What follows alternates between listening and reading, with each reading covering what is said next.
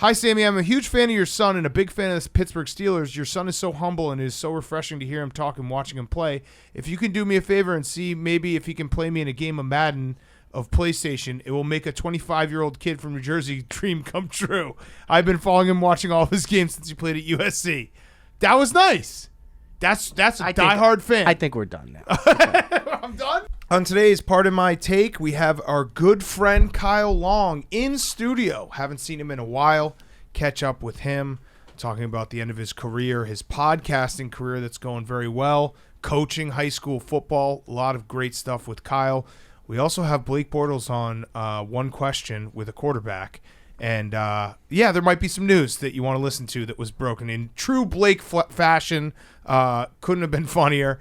We have Bring Your Lunch Pail with Jersey Jerry to finish the show. Talk a little Monday Night Football, college football, hot seat, cool throne, pack show for you. And it is brought to you by our friends at Game Time.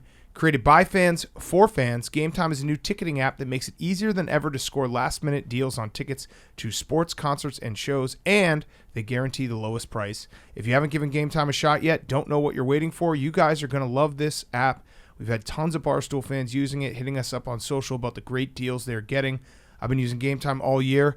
I went to a couple concerts this summer. We're going to do some football games this year. I think the college football show is going to be in Piscataway on Friday. So if you're trying to go to Rutgers, Nebraska, Game Time will get you in there. It's so easy to use. Amazing deals. It's the fastest growing ticketing app in the U.S., and you're going to love it. Download the Game Time app. Go to the account tab to create a login and redeem code PMT for $20 off your first purchase.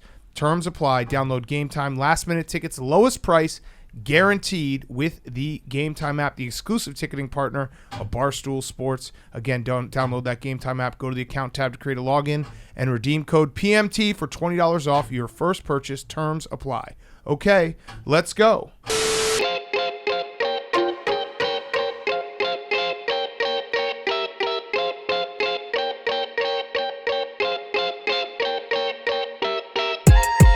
Welcome to Part of My Take, presented by Game Time, the exclusive ticketing app of Barstool Sports. Go create a login and redeem code PMT for $20 off your first purchase. Terms apply. Today is Wednesday, October 5th, and I love watching Deebo Samuel play football. That was my big takeaway from Monday Night Football. The quote of the game was from Deebo after. He said, I just don't know what he was doing out there. That's what Deebo said on Jalen Ramsey's attempt to tackle him. On that first touchdown catch. It was everyone on the Rams. I mean, we saw you can't tackle him. He's just untackleable. He's just a violent football player. He was basically made in a lab for Kyle Shanahan's offense when they showed him not only catching balls, running balls, but also blocking, like throwing great blocks to spring these big runs. It was a Kyle Shanahan masterclass. He owns Sean McVay. Obviously not the NFC Championship game, but I think it's now 9-3 against the spread, Kyle Shanahan versus Sean McVay. And we've talked about this before, but it's great that the NFC West has these three young coaches, and they all just like have each other's number. Like Sean McVay has Cliff Kingsbury's number. I think Cliff. No. So I looked at this earlier today. Yeah. Cliff did okay against the Niners for the last couple years. But overall, it's like 50-50. So it's like Kyle owns Sean owns Cliff owns a very nice house to do cocaine in. Yeah. Okay, so there it is. That's the NFC West. And Pete Carroll's just hanging out, chomping gum up in Seattle. He's just having a good time. Yeah. Pete just can't be – his vibes are immaculate still to this day. I actually think that Pete Carroll is having more fun with Geno Smith as his quarterback. It's a combination of like, okay, weirdo Russ isn't around, so I don't have to worry about placating him all the time and pretending to understand his strange, unusual motivational techniques. And also Geno's around. If I win a game with Geno Smith, that's pretty cool. Yeah. If I lose, who really cares? But yeah, in terms of the game last night, Deebo Samuel is like if you just took Greg Kittle and just shrunk him down into like a slightly smaller, slightly faster version of himself. But a lot of people are like, hey, when are they going to get Kittle involved? Kittle is involved in the run game, and I think I think Greg Kittle should get fantasy points for run blocking. I agree. Because he's one guy that does make that much of a difference. And I was watching some of the Kyle Shanahan like one cut zone blocking. It's rushes so sexy. It's beautiful. There was one play that was like a 9-yard gain. That was like the prettiest play that I've ever seen in my life. It's also so pretty that it's like he just does the same thing as his dad did with the Broncos, and it's like that was just the best one. It's like, hey, we could plug any running back in, just one cut and they're gone. And when it works, there's like no prettier football. It really is. He makes running the football sexy. It's gorgeous. Yeah. And then on the other side of the ball, first of all, I think it's time that we do some blind resume season. Okay. So I'm going to give you 2 random quarterbacks, completely random, and you tell me based on the stat line which one you would rather have on your team right now. Okay. Quarterback 1, 1,015 yards. Ooh, that's a lot of yards. Average 6.8 yards per reception, yards per completion. 4 touchdowns, 6 interceptions. Okay. Quarterback rating 81.4. That's Okay. quarterback 1. Quarterback 2, 1,126 yards. 7.5 yards per completion. 11 touchdowns. That's a lot more. Only 3 interceptions. 99.9 quarterback rating. Just out of those 2, I'd want Jared Goff. you'd want Jared Goff Yeah, and I'd not want Matt Jared Stafford. Goff. Yes. I'd want Jared Goff. That's smart. So it's time to ask, like, who really won that trade, Yeah. Big Cat? The Rams or the Lions? It's a good question. If we just take out Super Bowls, I think it's the Lions. Yeah, I mean, Super Bowls, that's a team stat. That's true. Just from a purely passer perspective. And the Rams, I mean, the Rams have problems. Their offensive line is completely battered, and they basically, like, it was essentially Matt Stafford running for his life, just throwing it to Cooper Kupp, and then Cooper Kupp running for his life. The 49ers defense, too, I don't know, like, if we had, like, advanced analytics of just they have dudes every year that just – they're violent, and I love it. Like, Wagner. they always are – well, no, that – Warner. Fred Warner. They just always are the team that, like, if you catch the ball in the middle of the field, they'll have what feels like 10 guys tackling you immediately. And, yeah, I was impressed with the Niners. I do think there was, like, times where I was thinking, Jimmy G, nice guy, but there was definitely a few times, especially in the first half, that one stretch where he missed like 3 or 4 guys that were wide open. It's like, okay, I kind of get what Kyle Shanahan was trying to do. Like, hey, if you had Matt Stafford on the Niners, I think they would be prohibitive Super Bowl favorites, because there are definitely some times you're like, hey, Jimmy, just the offense is so great. You have so many weapons. Just hit the guy who's wide open. See, it's always a chicken or the egg situation with if you had a great quarterback in Kyle Shanahan's offense, how good would they be? Because I feel like the fact that he's always had medium to like slightly below average quarterbacks makes him run the ball more. Yeah, which is what he's good at. Where if he had like a great quarterback out there, he probably wouldn't run the ball as much. I think you would probably still prefer for Jimmy G to hit the open guys. And Jimmy G has moments where you're like, oh, this works. Oh no, like, I'm not talking about hitting the open guys. I'm just saying I think that you'd fall in love with your quarterback if you have a guy that was slinging it. He just loves to run the ball. And then we also had the protester Bobby Wagner showing way more effort on the that was the best part about the Deebo touchdown run. Is it wasn't just Jalen Ramsey. It was like the entire Rams team. Essentially, it was like a group homework assignment. They're like, someone else will do it. We'll be fine. And then you get to the day where you have to do the presentation. Everyone's like, I thought you were going to do it. Everyone was like, someone else will tackle him. It's fine. And everyone kind of made their own business decision.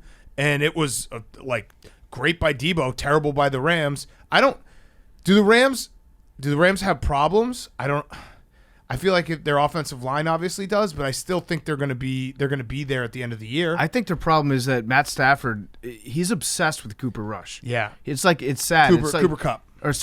Cooper Kupp. I'm obsessed with Cooper Rush. Yeah, you are. The ginger cannon. But Cooper Kupp is like the only option that he ever looks at. He tries to get the ball occasionally to Robinson, but that's not. It's very clear that his priority is. Well, Allen Robinson also great career. It's actually funny. Our friend Tom Fernelli, he has like the biggest grudge with Allen Robinson because last year with the Bears, he was like complaining about targets and not getting open and stuff. It's like, well, he doesn't get open. Like he's with Matthew Stafford now. He had an ACL injury that he has not ever gotten that. He never was explosive to begin with, but he hasn't gotten. You know what I mean? He's not gotten all the way back, and so maybe it's not the quarterback. Maybe it's Allen Robinson isn't as good as we thought. I think the end of his career. I think it's mostly on Matt Stafford being obsessed. But he's not open. He's obsessed with him. But Allen Robinson isn't open. He is obsessed. Well, I've seen some of the cut-ups from Allen Robinson like week 1 and week 2, where there are people out there that think like Allen Robinson should be the number 1 receiver based on how open he's gotten in weeks 1 and 2. Right. But in terms of just like locking onto a guy, like it's kind of creepy how much Matt Stafford is obsessed with Cooper Kupp. Yeah. He's just like 19 targets, Threw the bottom 19 times. It was essentially, like I said, it was just running for his life. Oh shit, throw it to Cooper Kupp. And the only other thing that happened was the protester and Bobby Wagner taking him out, which was great. I think there was a security guard that might have blown his ACL at the start of it. Yeah, that was tough tough to to watch. The other angle. That's got to suck so bad for security guards who are like, they're ready for that moment and their hope like, hey, we get a moment where we get to just absolutely pummel a guy and take him off. But the minute you realize, oh, this guy might have some speed, that has to be a demoralizing second where you're like, fuck, I'm kind of screwed. But credit to the security guard in yellow who just ran him towards Bobby Wagner and was like, get your help defense. You know what I mean? Keep him away. You got to act like a herding dog in that situation and make somebody else make a play on him. Just steer him towards the sidelines and hope something good happens. What was he protesting? I don't know. Animals. Anyone know? Probably chickens. Dead chickens. Should we be in favor? It was someone who broke into a slaughterhouse and they're now locked up, and he was asking for them to be freed. Okay, so like a political prisoner. Are they locked up in the slaughterhouse? Because that would be funny if they're like, now you can't leave. No, it's you just got to sit here with these pigs that we slaughter every day and listen to them die. That would be cool. You think that guy will sue Bobby Wagner? I don't think that you can. I think you're like trespassing at that point. Yeah. Now, the take of the night, that goes to our good friend Dan Dockich. Because he said, if players can do this to fans coming onto the field, can fans smack players coming into the stands a la Kyler Murray? It's a great question that needs to be asked, Dan. Thank you. Kyler Murray also wasn't going into the stand. Big cat. He was basically assaulting them by leaning against the barrier. Oh, my God. Fair question. Fair question, Dan. I say yes. I say that if Kyler Murray, if he climbs into the stands and starts to punch you, I say that you should be allowed to restrain him using all physical means necessary. Yes. Dan also hilariously broke the Paul Chryst news like 6 hours after everyone else. He's like, I can also confirm. That's my favorite. That Paul Chryst has been fired. Whenever Dan does that, I always like to quote tweet it and confirm his confirmation. That's what I did. Yeah. So it was good Monday Night Football. It wasn't like, the over didn't hit, but you know what? I enjoyed the game. It's always fun watching McVay go against Shanahan. I do think the Niners, like, it's always the question of can they stay healthy, but that team, their defense it gets all over everyone. I can't wait to watch. Whose line is it anyway? Panthers 49ers, because holy shit, Baker's in for a long day. Is that 49ers? That's in San Francisco? It's in Santa Clara, Carolina. In Carolina, so I would say -6.5. I would say -6. No, -5. What do we got? It's a long plane ride. Bad Wi-Fi. We have Niners -6.5. Oh, wow. There you go, Hank. Okay. Yeah, that's going to be a long, long afternoon for Baker. I kind of went at the Carolina Panthers on Sunday night show. I had so many people from Carolina reach out to me, be like, I watched this entire game. I can't believe I did. There was one person that I'm not going to out them. They work for the Panthers organization. Part of their job is to cut up highlights. Oh, no. And at the end of the second half, somebody said, hey, we need the second half highlight package. And the guy was like, literally the only highlight that we had was a fake punt that was called back on a flag. Post it. So there were no highlights in the entire second half. That guy is like the Facebook quality control people who have to watch like horrendous videos of people dying and stuff, and then they get PTSD. Yeah, that's no different than the Carolina Panthers social media team trying to cut up highlights. No, it's tough. Like, would you rather watch this like person in the countryside be doused with gasoline? Yeah. In like a political coup, or would you rather watch Baker Mayfield hand off for a 2-yard loss?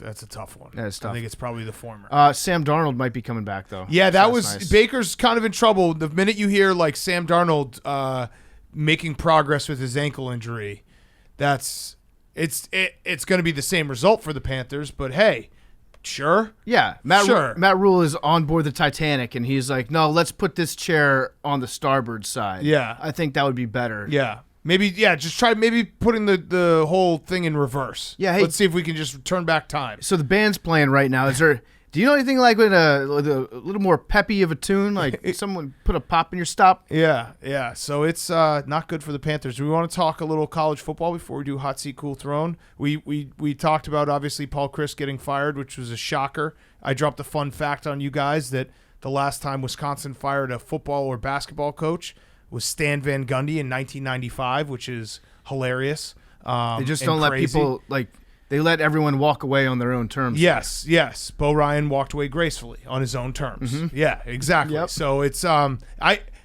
I touched on it on Sunday, but it is nice having now an excuse because the Badgers suck so bad to be like, well, we went through a coach firing. What are you going to do? Well, so the fact that Wisconsin has a job opening makes me one of my favorite things to do is to just talk about jobs in college football. What's a better job, Nebraska or Wisconsin? Yeah, exactly. Let's compare jobs. I think I would rather take the Wisconsin job than the Nebraska job. Nebraska fans will get very upset, but I agree. But here's the situation. Like Nebraska feels like it's the entire job is poisoned. Yeah. Like, everyone thought Scott Frost. There's no way that this fails. Yeah. He's been a success elsewhere. Prodigal son returns home. This is guaranteed victory. Really, the only way that you can possibly succeed at Nebraska is to do what Bo Pelini did. Yeah. Which is to just make everybody in town hate you, but win football games. And it's also it goes back to Wisconsin for, as much as it's hard to watch sometimes, there is strength in knowing what you are and just doing that well and not trying to deviate from that. Because if you have a brand and you can maximize that brand, which is just running the football down everyone's throat and playing good defense, you at least don't have to play this game where you hire someone who's like, Nebraska might hire someone like, hey, we're going to run explosive offense and like we're going to try it this way. It's like, no, just do this. Win your 9 or 10 games. Everyone knows what it is. It's fun sometimes when you win big games against rivals. And that's cool. Like I'm cool with that because that's college football. Like not everyone can win a national title. And I did like someone did tweet in all earnesty being like, Wisconsin should give Nick Saban a call. The academics like line up with what he believes in, and it would be stupid not to at least give him a call. Call everybody. Yeah. Someone replied and was like, why not call Bear Bryant too? Yeah, he's been dead for 20 years, but who cares? Newt Rockney. Yeah, might as well. Coach O. No stone uncovered, unturned. What about Coach O though? Because like when you think about it, Wisconsin is the Louisiana of the Midwest. It could be. Yeah, they're like vaguely French. They have a severe drinking problem. Yep. A lot of big people. Like fried food every day. It seems like a perfect culture fit, to be honest with you. Yeah. It's like you just trade jambalaya for brats. Yeah. Very easy. I think it'd be a very easy simulator. Although Coach O does like the warm weather. I know he likes to go running out with Sam Baker. With Ray Baker. Ray Baker. This could backfire on you, though. Because you got Leonard as your interim head coach, favorite right? Badger of all time. Your favorite Badger. A lot of people's favorite Badger. And so he's kind of been hanging out for a while. Like the coach in waiting almost. Yeah. And they've got him with an easy schedule coming up. Don't you guys play like Northwestern and like some? Well, I mean, it's the Big Ten West. Who else do you play? Like Purdue? Literally the Big Ten West. Yeah, there schedule. you go. So every team sucks. He should win most of these games coming up. Correct.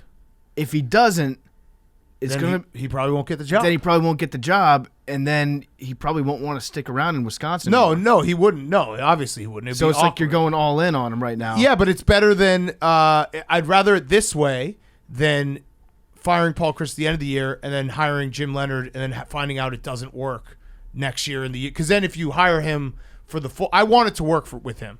But if you hire him after this year, if you say you fire Paul Chryst in January, you hire Jim Leonard, you then have to kind of keep him for 3 years. And if he's not the guy, that's 3 more years down the line where you've kind of fucked yourself. I think he's going to be good. I think he's going to be successful. I might just do like an integrity, support the program, major pick on Wisconsin -9.5 against Northwestern. Feels right. Okay. Maybe pledge that money to the kids. Jim Leonard's future hot tub. I don't know. The Children's Hospital. Yeah, you right. can just say the Children's Hospital, and nobody the ever Children's Hospital. asks you which one. We didn't talk about it on Sunday. We have to be careful, PFT, because we have been playing a dangerous game of always saying we're going to match charity and stuff, and I almost got fucked. I'll match your charity with Mizzou. To Jim. Yeah, I almost got fucked with Mizzou on Saturday night when I said I would match Chase Daniel's offer for 2 hours open bar at a big Mizzou bar, and they almost beat Georgia, which... It's actually the perfect. I feel like Mizzou always almost beats Georgia. It's the perfect scenario, though, saying that you're going to match and then never having to. That's kind of the whole point of saying that you'll match. But it was very close to have it. Like, we have been playing with fire, and it almost burnt me. Yeah, but you got to play with fire. Yeah, I know. If you don't play with fire, then you'll never cook a meal. Yeah, that's what I always say. It's true. I honestly will never stop saying that I will match or double. I don't know which is better, actually, saying double or match. I think both. Yeah, you go back and forth. You switch back and forth. Other college football. I wanted to throw out one thing for the people, a future that I had my eyes on. Clemson at 16-1. to win the national title. I don't think they're going to win the national title. I think they're going to be in the playoff. I think Clemson is sneaky a little bit back, even though they won 10 games last year.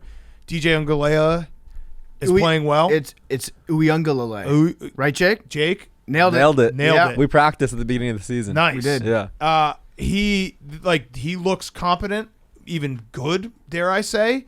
And if they figure out their cornerbacks and secondary, I think they'll be in the. They've played the two toughest teams in Wake Forest, in NC State, and the ACC. Yeah, that division that they're in stinks. Right. I think they might have to play Florida State. I think they might have to play Notre Dame, but Notre Dame's down. So Syracuse. Oh, yeah, true. Good point. But 16-1. Just saying. It's not and bad. it might be DJ is like everything that Sean Payton wanted Taysom Hill to be. Yeah. He's a better passer. I think he's more dynamic, like a more powerful runner. When he's at his best, he's like a more powerful Taysom Hill. Yeah. When he's at his worst, he's pretty bad though. Like he has the ability. It wouldn't shock me if he came out and laid an egg. So Alabama, obviously, Bryce Young got hurt. He'll be back eventually, but we don't know how long. Ohio State looks good. Georgia, it's crazy to say, but their last two games, they have not looked. Their defense looks good still. But I'm wondering. Well, I mean, they gave up 22 to Kent State. Missouri was moving the ball against them. But their 'Cause defense. I watched that entire game, unfortunately, because I thought I was going to have to pay $20,000 in a bar tab. I'm not worried about their defense at all. I'm a little bit worried about their offense. Mizzou kind of moved the ball. It wasn't so fluky. It wasn't one of those games where it's weird things kept on happening and balls getting tipped. They were obviously still better defensively than Mizzou's offense, but Mizzou was running the ball, was throwing it deep a couple times. I'm just saying, this is just put a little pin in it. Did we get a little bit duped by Georgia's dominance because we watched that 49-3 game against Oregon week 1? Oh, for sure. And we were like, this team is insane. And I think they're obviously still very, very good. But the last one game I get, 2 games in a row where they've played down to their competition severely, makes you start to say, maybe this isn't the juggernaut we all thought it would be. I think their defense will be fine. I think long term, that's not going to be a problem for them. They'll figure it out. Alabama, I don't know. Is Bryce Young, is his shoulder okay? It's a sprained shoulder, right? Yeah. So that's not Bro Football Doc. Maybe you can shed some light on that. A sprained shoulder seems like a bad thing to have as a quarterback, something that you need more than just a week or two to recover from.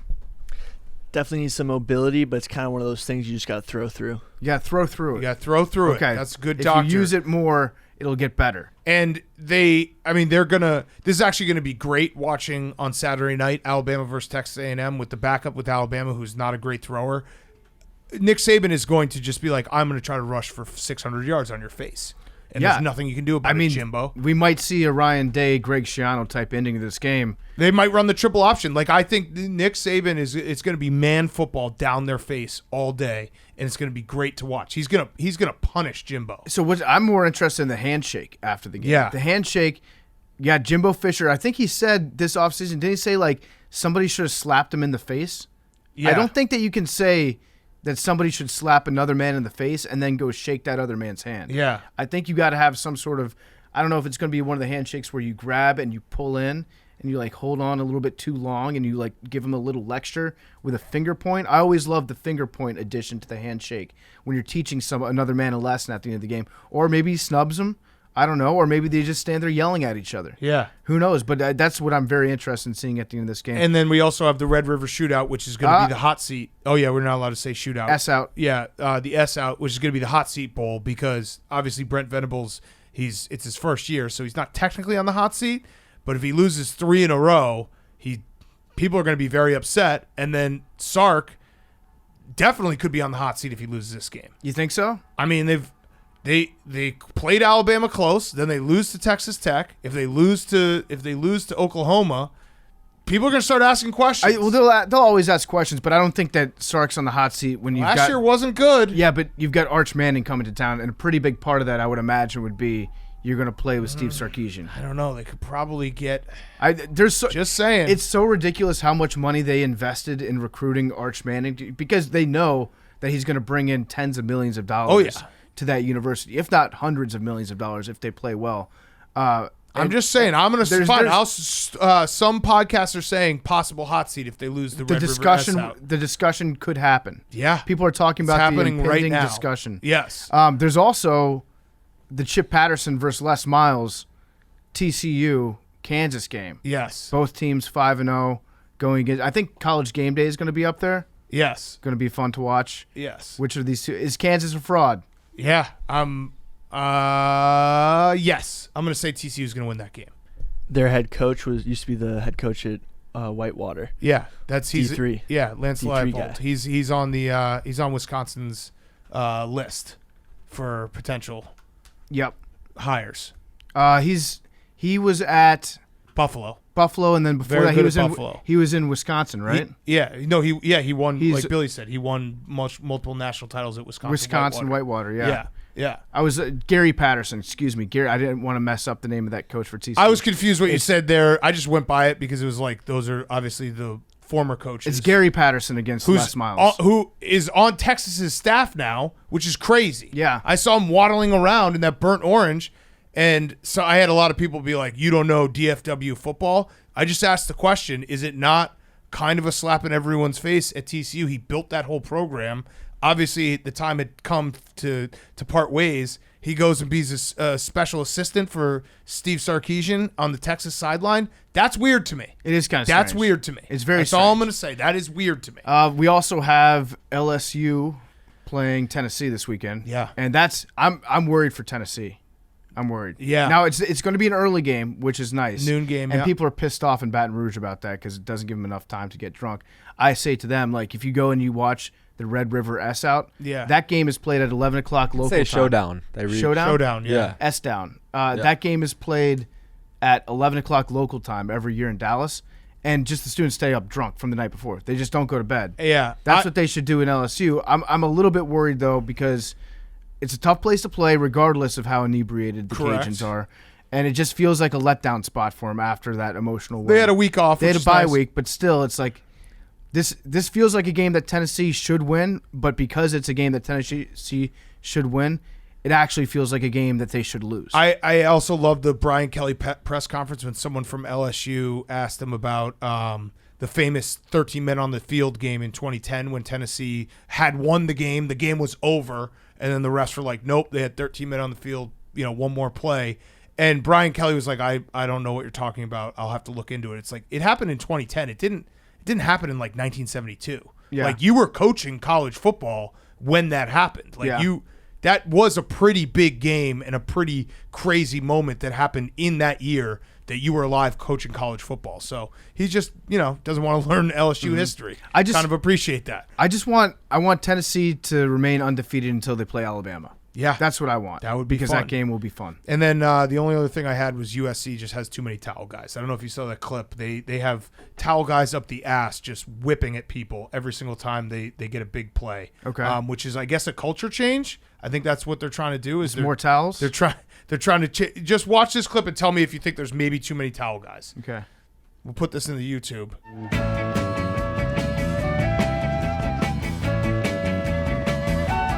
Basically, he just gets assaulted on the sideline with towel guys. That's the Deshaun Watson method. They have like four guys just whipping towels at people. Yeah, that's but culture. interesting. That's culture. Would anybody in this room like to apologize regarding the discussion about JMU being ranked in the top 25? Are they ranked? The discussion's happening. No, I said the discussion was happening. The discussion's happening. I think they got like 11 votes to be ranked in the top They have 25. 39 Whoa. 39 this week. in the AP poll. Let's No, go. I said the 30 in discussion the was coaches. happening. So It did also happen 3 weeks ago when they didn't get any votes, but now it's happening. Well, no, the discussion started to happen after they beat Appalachian State. It was before. I was having the discussion of if they beat Appalachian State, there will be a discussion. Right. Which And the I was discussion has which I was happened. correct Yes. about. Yeah. And well, because the discussion had happened. the discussion happened already, but then it happened after that win too. So now they've got Arkansas State on the road. They've got another game, I think Georgia State, and then Easy wins. they should be wins. And then they got Marshall at home. They will be ranked at least 23 if they go into that game Whoa. at, what would that be, 6-0? And I will be 6-0. back on campus at the homecoming for that Marshall game if they're undefeated at that I moment. have to. Dude, it's pretty crazy the fact that this is their first year as a big boy program, and they're undefeated. Now, granted, they haven't played like a world beater schedule yet. I think their hardest, you are what your record their says hardest you are. game on paper, I think, would be Louisville, who stinks. Yeah. Louisville stinks out loud. Yeah. But it's just crazy to think that like James Madison Yeah. will be ranked if they win their next Bowl two game. games. Yeah. They're going to be playing in a bowl game on December 21st. It's going to be great. I'm going to bet it, and I'm going to love it. They can't. Why? Oh, because they got it Because banned for 3 years? They got I don't know if it's 3 years, but it's definitely this year. Damn. They got excluded from the postseason That's because bullshit. because they moved up. You know what? We should start that movement. That's bullshit. Let the kids play. It's not. Yeah. You shouldn't punish the kids. Just like last year, you shouldn't punish any team that moves up to Division I, whether it be like women's lacrosse, men's soccer, men's football. They should not be punished for something that the school did to Agreed. move them up to the next division. That's Hashtag bullshit. hashtag bullshit. Yeah, bullshit. Bullshit. Yeah. Let the kids Let play. the kids play. I agree. Okay, let's do Hot Seat Cool Throne. Then we have Kyle Long in studio. Awesome interview. And like I said at the top, Blake Bortles, one question with the quarterback. Some breaking news. All-time Blake moment. Okay, let's get to Hot Seat Cool Throne. It's brought to you by our friends at Coors Light. Protect your chill this season with Coors Light. Coors Light is the beer of college football. Whether your team is a powerhouse with a record to keep or an underdog with a point to prove, one thing's for sure, it's going to be a hell of a season. Stay refreshed through all the action with Coors Light, because no matter how your team fares after the clock runs out, a Coors Light in your hand means you're winning every time. Get Coors Light delivered straight to your door with Drizzly or Instacart by going to CoorsLight.com/take. Celebrate responsibly. Coors Brewing Company, Golden, Colorado. The best tailgate beer out there. There's nothing better than maybe like a 50-degree day, overcast sky. You're standing in the tailgate lot. You're ready to go. Watch your team. Coors Light in your hand. Ice cold Coors Light. Get Coors Light delivered straight to your door with Drizzly or Instacart by going to CoorsLight.com/take. Celebrate responsibly. Coors Brewing Company, Golden, Colorado. Hot Seat Cool Throne. Hank. My hot seat is the Suns. The Suns. Not the Sun, the Suns, the basketball team. Okay. NBA basketball is back. It's way too soon, but Way it's too back. soon. They're playing preseason games, and the Suns lost their first game. It's good for us. They lost to an NBL team, an Australian League team, the Adelaide 36ers. How did Chris Paul do, though, legacy-wise? I mean, that's bad for your legacy. That is bad for your legacy. I'm going to count that as another I doubt he I'm going to count play? that as another doubt 3-1 it. lead blown. Did he play? I doubt it. I'll check. Well, that even more count. Like he left his teammates out to dry. Yep. That's got to You can't overlook the 36ers. Suns versus NBL. It's a tale as old as time. Yeah. That's stunning loss. Stunning preseason loss. And they had a lot, they had all the controversy with their team in the offseason. A team that was so promising a few years ago seems to be falling apart at the seams. Ever since they stopped. Wait. Verbal meme. It's AJ today's. I ain't right back.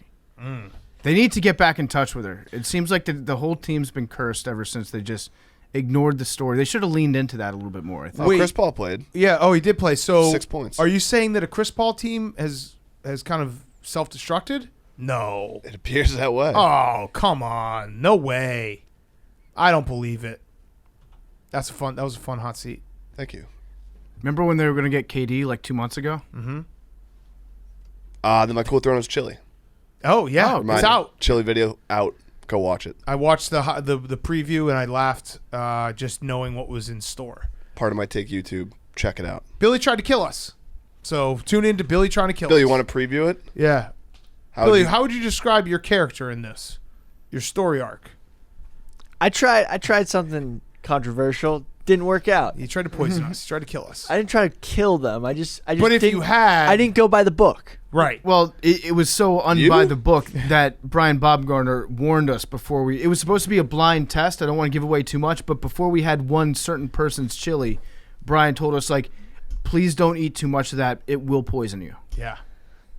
Not alternate facts. Okay. Okay. PFT, your hot seat cool throne. My hot seat is Dana White. Oh, yeah. Dana White got put on the hot seat big time. He did an interview. I don't know who he did the interview with. It was on like the USC main account or UFC main account. And he said that he went to go get a test with some sort of doctor, and the doctor told him that he's going to die in 10.4 years. Yep.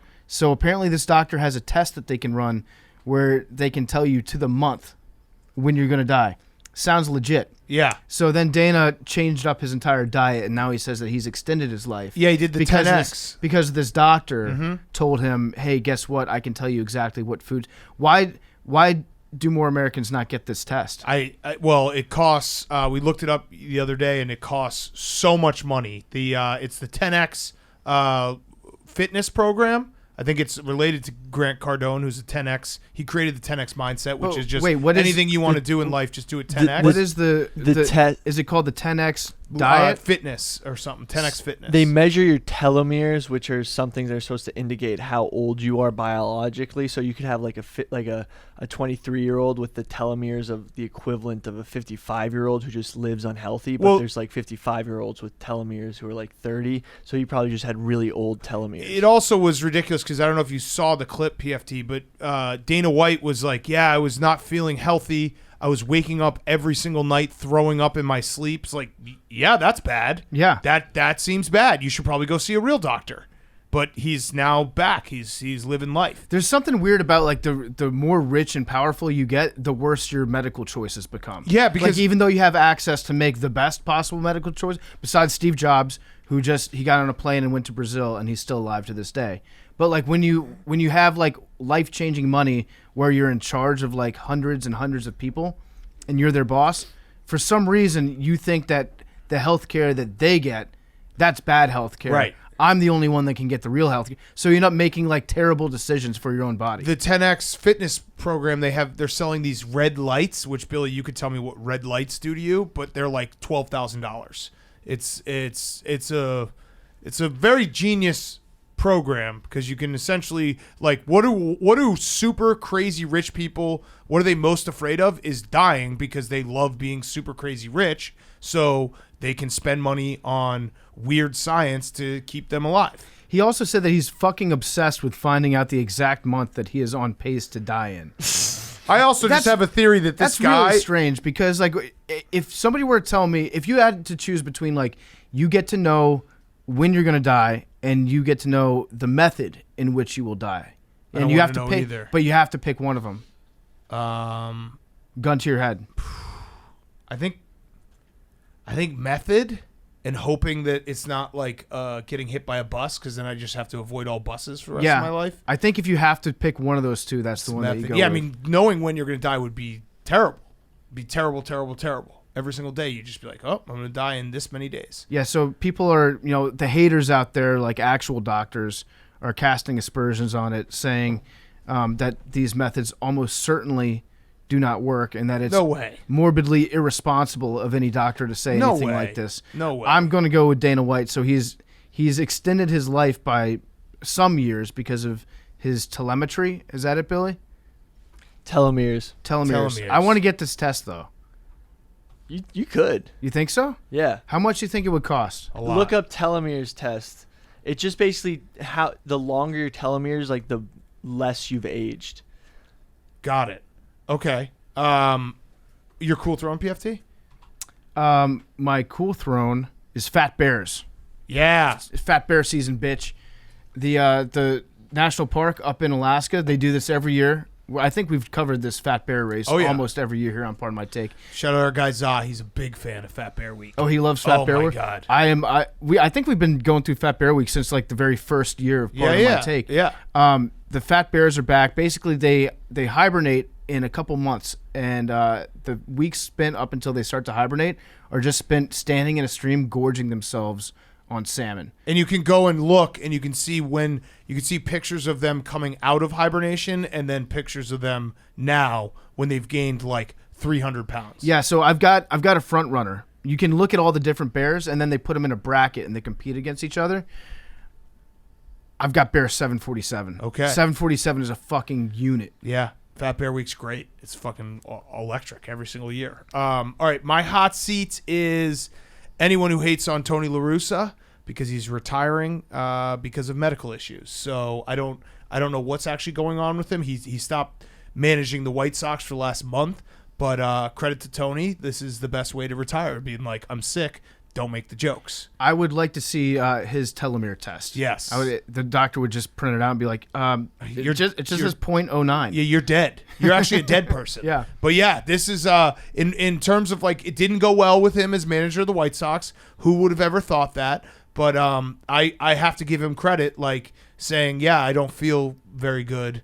So everyone please be nice is a great way to walk out of a team that completely underachieved all year. Yeah, didn't they got off to a good start though under La Russa? Last year they were okay, but this year this was supposed to be the year that they put it all together, and they were just never that team from the get-go. La Russa is if they ever do like an interim manager on a team that has some talent that's like on the cusp, I think you get like a good 2-3 weeks out of him, right? Yeah, maybe because maybe not. Because I remember when he started with the White Sox, everybody was like, "Suck it, haters." La Russa's system, the old school way, actually still works in baseball. But now it just starts. My favorite rumor always, whenever the White Sox need a new manager, is Ozzie Guillen should be the manager again. And he's basically saying, "I know this team better than anyone." Yep. So bring him back. My cool throne is this league, because Ben Simmons is back and he's shooting basketball, so you don't have to worry about that. It was great watching the one highlight. Everyone dunked on him. It's going to be awesome when it's like a Thursday night primetime game or, one of those featured games that they have, and he just misses a shot. And the whole, like, we're looking at one of the most universally hated guys on the internet, and the clips that are going to come out when he shoots and misses horrifically, like he didn't even hit the rim when he shot a fadeaway last night. I'm just so ready for it. It's going to be very funny to watch. It's going to be like Trent Richardson and the holes that he's not running through all over again. It's going to be or Mitch Trubisky and the receivers he's not passing to all over again. The best part is, like, I know Nets fans exist, but in terms of fan bases, they probably are in the low end of like strong history of fan bases that will like come back at people. So Ben Simmons doesn't even have defenders. Like if Ben Simmons was on the Lakers or the Celtics or the Sixers, well, he was on the Sixers, but a team that had a bunch of the Raptors. Imagine Ben Simmons on the Raptors. Fans would go to fucking war for the guy. There's not a lot of defense for Ben Simmons. No, and they don't have to play defense on him. Just let him shoot. Yeah, that's kind of the defense out there. Yeah, it's kind of like the Lakers fan, or not the Lakers, the Clippers fan base, where it's a big market, but nobody out there. He's an easy target, right, with nobody to defend him. There are fans, but they don't have numbers. You know what? I accept that challenge, Big Cat. Okay, there you go. I will become the Ben Simmons defender. Yeah, guard him. The prince that was promised. I will guard him. Mm-hmm. Hand down, man down. Easy. Yeah, you don't even have to do that. But you just stand there. I feel like it's gonna be a pretty easy job to defend him. There's the list of excuses I can come up with in my head to defend Ben Simmons. It starts and it ends at the fact that he's right-handed. Yeah, and also just say he plays great defense, because you could just post a clip of him locking someone down and be like, no one else in the league's doing this. Mental health, yeah. Big Cat. Yeah, mental health. Billy, your hot seat, cool throne. My hot seat is Khamzat. Khamzat, the Russian fighter who we know is a great wrestler, welterweight guy. Yep. He just got detained in Russia and his passport taken, so I don't think we're going to be seeing him in the UFC anytime soon. Damn. Why did he do that? I don't know why he went back. Yeah. What did he get detained for? Probably to get not fighting drafted. in the Army, yeah. Yeah.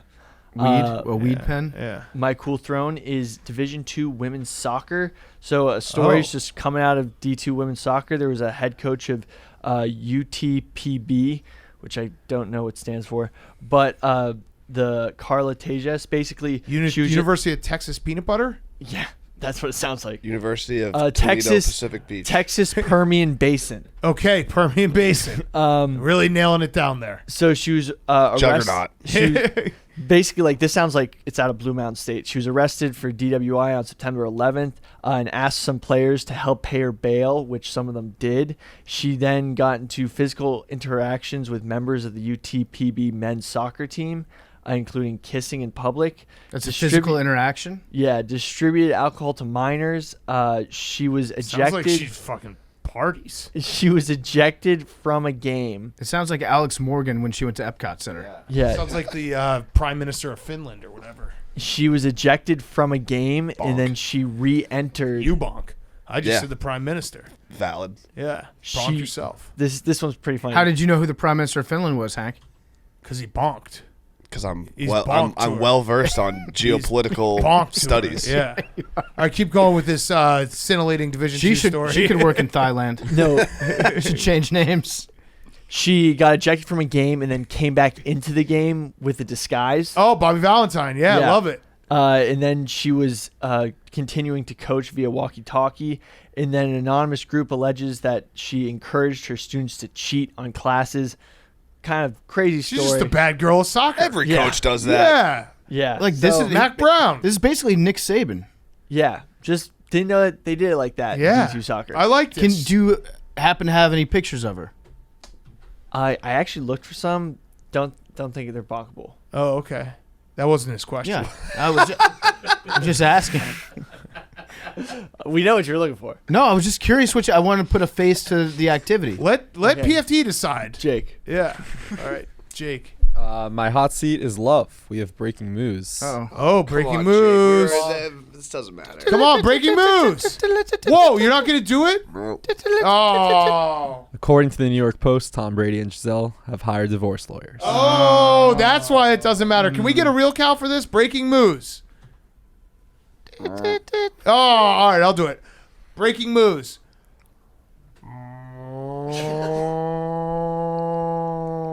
I just want to say, Gisele, I know you're going through a lot, and we've been going back and forth a little bit these last couple weeks, and I can understand you were a little bit jealous when I did reach out to Marjorie Taylor Greene, but I just want to say that, like, if you need to discuss any of this, I know it's going to be tough on you and the family.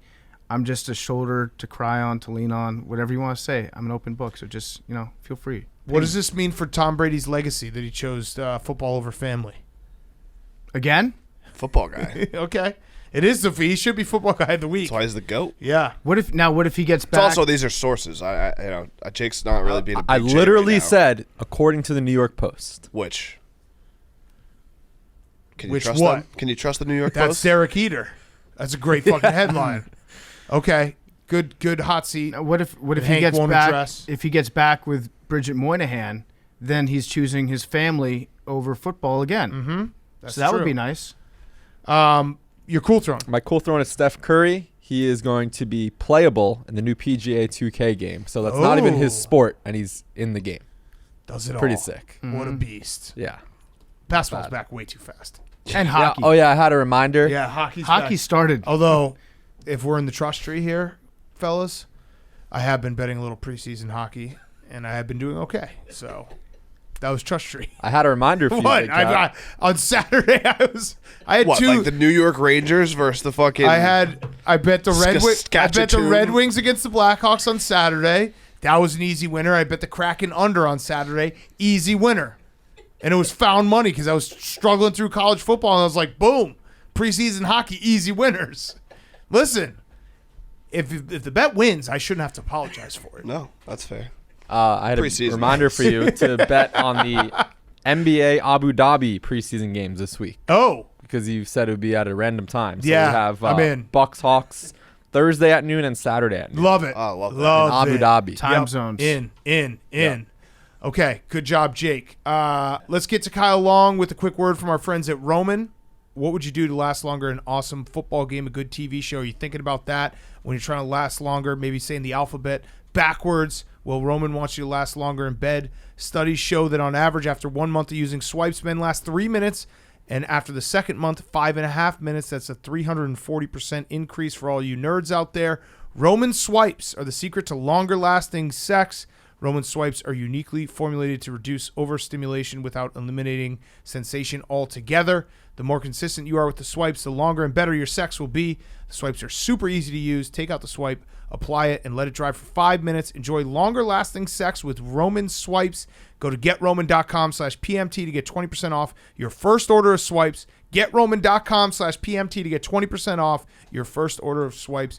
Go to GetRoman.com/PMT, 20% off your first order of swipes. Okay, we now welcome on a very special guest, one of our good friends, longtime friends. It's been way too long since you've been on the show. It is Kyle Long, who is Still getting comfortable. retired. Retired. Officially. But you're never Officially? retired. I was talking to an old dude today. My father-in-law was kicking my ass at the golf course. We put like a pitch and putt today, and we had a third party member who was a random, and his name was Ed. Trader Joe's employee, loves the benefits at TJ's. Fuck yeah. He was talking about, all kinds of stuff they offer, but one thing he said is, this is my retirement job. And I was thinking to myself, you're never really retired. You're right. Even when you're done with the main thing, there's always something. There's side quests. hustle, It's yeah. like GTA. We all beat the game eventually, and then what else do you do? So our football side quests are retired. Football side quests are retired. I still think you could be Yeah. out there. What if we get a call right I'm now? coaching high school, and it's fun. I get Wait, those juices Kyle, out. I'm getting a text right now. It's from Andy Reed. He says, "Hey, if Kyle's with you right now, I saw you guys interacting on Twitter. We're going to offer him $15 million to play the rest of the season." $15 million. I need it in writing, Big Red. But that's a yes. Yeah, I need it in writing. But I heard I need a it in yes. writing. If it's a contract, I have a it's yes. CBS contract, CBS Sports. That's where you can find me, Billy Football. If you like to watch me, if you were a fan of me on the field, you should check me out. CBS Sports on Sunday mornings, that other pregame show. Mondays, Green Light Pot. I'm getting the plug out of the way, so we can just hang out. I don't Wait, know. has Chris made you sign a contract? I have signed a contract. Oh shit! Chris is my boss. Damn. Wow. That sucks. You got to Yeah. retire from that. I bent the knee. Yeah, shit. Yeah. He made you do the whole thing. I did it, yeah. He's like the whole.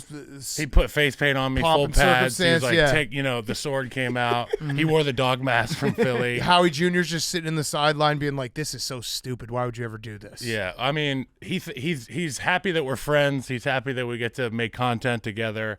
And Chris and I are kind of finding our way at the pod. I sit at the desk with him, and at first I don't know my place because I've been playing and he's been making content. He's been running a media company, which is the undertaking is so much more than just showing up and saying funny, interesting shit. It is. And people don't realize that. And I've seen that side of it and how stressful it can be. And yeah. now I'm at the desk and I don't want to fuck it up. And I'm getting a text from Chris. It's like, hey, we're really having a good time. This isn't stressful for me, by the way. Right. He's like, so let's fucking keep having fun. Yeah. And So- that's what it's all about. What's the drug testing policy like over at Greenlight? I'm still figuring out the boundaries in the office place, but you try to keep things separate from work and home. That Work would hard, be, play hard. Yeah, that Yeah. would be ironic if Chris was just like no weed in the office. Big Like, Howie, really, dude? Big Howie always said, "There's a time to work and there's a time to play." But it is true. You, Chris, we've obviously been close friends with Chris for a very long time as well.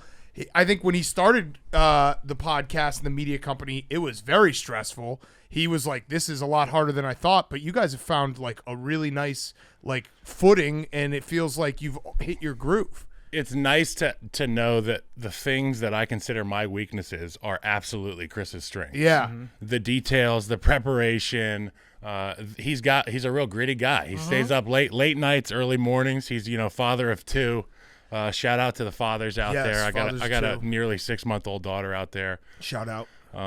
And yeah, so Chris is burning the candle on both ends, but on my end, I can just show up and be loose and shoot from the hip, and a lot of the shit they're gonna have to cut out of the show, and that takes longer on the back end. But if we have fun, people get a look into what we're really like, Right. and we've never really had that. You know what I'm Right. saying? Hanging out with you guys for me has always been fun and always been a pleasure because I can just fucking hang out and pack a dip and feel like myself and relax. Like, oh, why is all this equipment in here? We're just talking. Right. That's Right. how it is with Chris now. Sometimes they'll be awesome. like, hey, talk into the mic. Don't talk to Chris. I'm like, but I am talking to Chris. Right. That's pretty cool. Does Chris ever text you before a show? He's like, "Hey, we're gonna talk about bridges today, so just prepare your top 5 bridges." Yeah, because he gets into these weird. He'll see something online and he'll get really into it for a second and be like, "We're gonna do 30 minutes on this one thing that I'm doing a deep dive on." He loves deep dives. I mean, like anybody else, and Billy can appreciate this one as well. I've got a strange YouTube algorithm for whatever reason. When I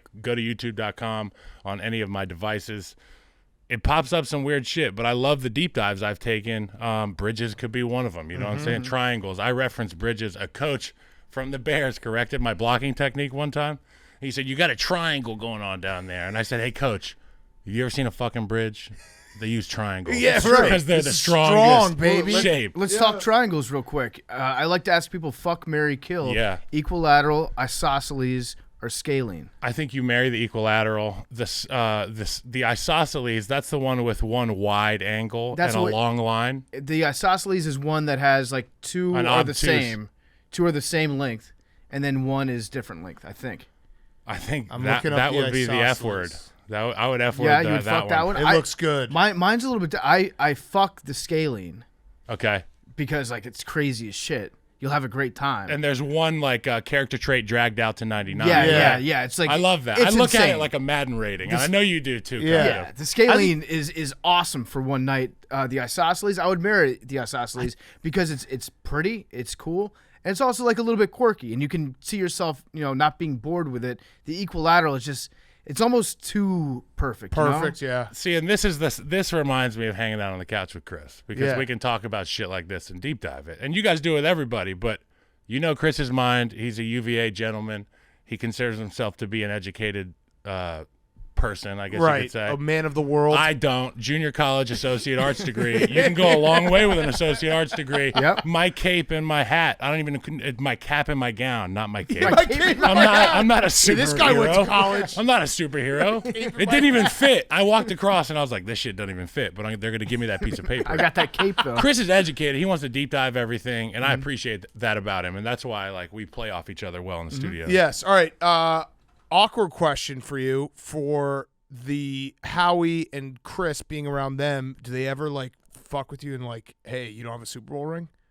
I mean, it has come up, I guess. Because if I were one of them, I would do that to you all the time. I mean, Dad does it all the time. I That guess sucks. subconsciously he does it without even doing it. I'm thinking that he's doing it in his mind, and it works, right? Like you just think about him holding his hand like this with a ring over it, and Or he'll just look at you and be like, not Super Bowl material. yeah, not Super Bowl material. Hey, so mean. I remember there was a lot of talks with him that was like, this is the test of a man. Are you going to show up and play football when your team is 3-12? It's week 16, and you're in, whatever, Minnesota. And I probably give up a sack that game too, and blamed it on Jay No. not stepping up. No, that you didn't give up that. As many per usual. sacks. No, go watch the film. Brian Robinson, good player, white guy. You did not Sneaky, give up. fast. You were a very good player. I'm gonna give you my Hall of Fame. Were you? Sometimes. Who's Yeah. better, you or Chris? At the peak of your powers. Chris was a sack getter and a run stopper. I was probably a much better run blocker than I am a pass blocker. He was more complete. He was an equilateral triangle. Yeah. Equiangular. Yeah. Yeah. Is it equiangular? I think you can say whatever. Like That sounds equiangular right. sounds way cooler. You're God, not- that sounds sick. You're the fact that you even know what a triangle is with your cape and hat. Yeah, that's good. You're doing well. That's good. yeah. We're getting started on the right foot. Do you remember? I remember so vividly. We went to a Blackhawks game. It was your rookie year. Yes. And it was like, you were like, this is awesome. Like, everyone was like, Kyle, fucking you're the man.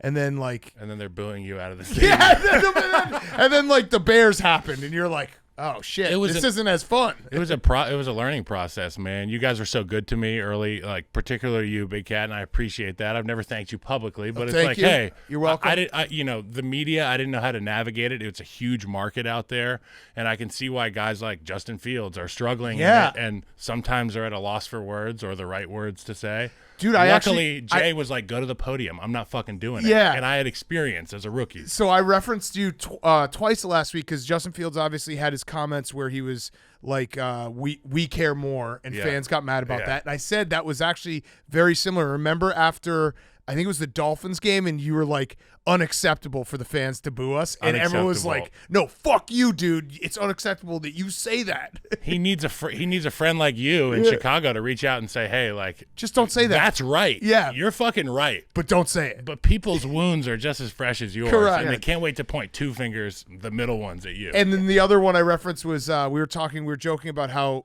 every podcast has a QB on every week now. Yeah. And I was saying that Jay always did it the right way because he did Waddle and Sylvie. And then as soon as the Bears season took a turn, he'd just be like, hey, Kyle, why don't you go fill in for me for the rest of the season? I was the first one. It's funny that you mentioned this. Because you'd have to go after the worst losses. First Jay Cutler show on a Monday evening in Wheeling was, I'm sitting in front of the Jay Cutler show banner, and I'm talking to these guys, and the special guest that they had a big surprise for was Brian Urlacher. So I got upstaged by the banner and the Hall of Famer, and then he took off his hat and he had a full head of hair. It was like my day kept compounding. It was getting worse. We lost. Jay didn't show up. Urlacher did. He took his fucking hat off. He wasn't bald anymore. You were a trooper though, because it was like literally after every bad loss, you just turn on the radio and be like, "All right, welcome to the Jay Cutler Show on Waddle and Sylvie. We got Kyle Long in today." Just like, so Kyle, when you guys lost by 28 this weekend, how'd that feel? You just sit there and take it. Like, I missed 7 blocks. I counted them. They were all my fault. So what is the roadmap? If you're giving Justin Fields advice on how to handle the media, because we've talked about it a little bit, and I think I've come to the conclusion that there's a lot of stuff that you just have to lie about all the time. Like, especially if you're a quarterback, you can't be honest. There's no way that you can be completely honest and have people happy with you, because of course you don't give a shit about every single fan in attendance. You care more about the people that you go to work with every day, that you practice with.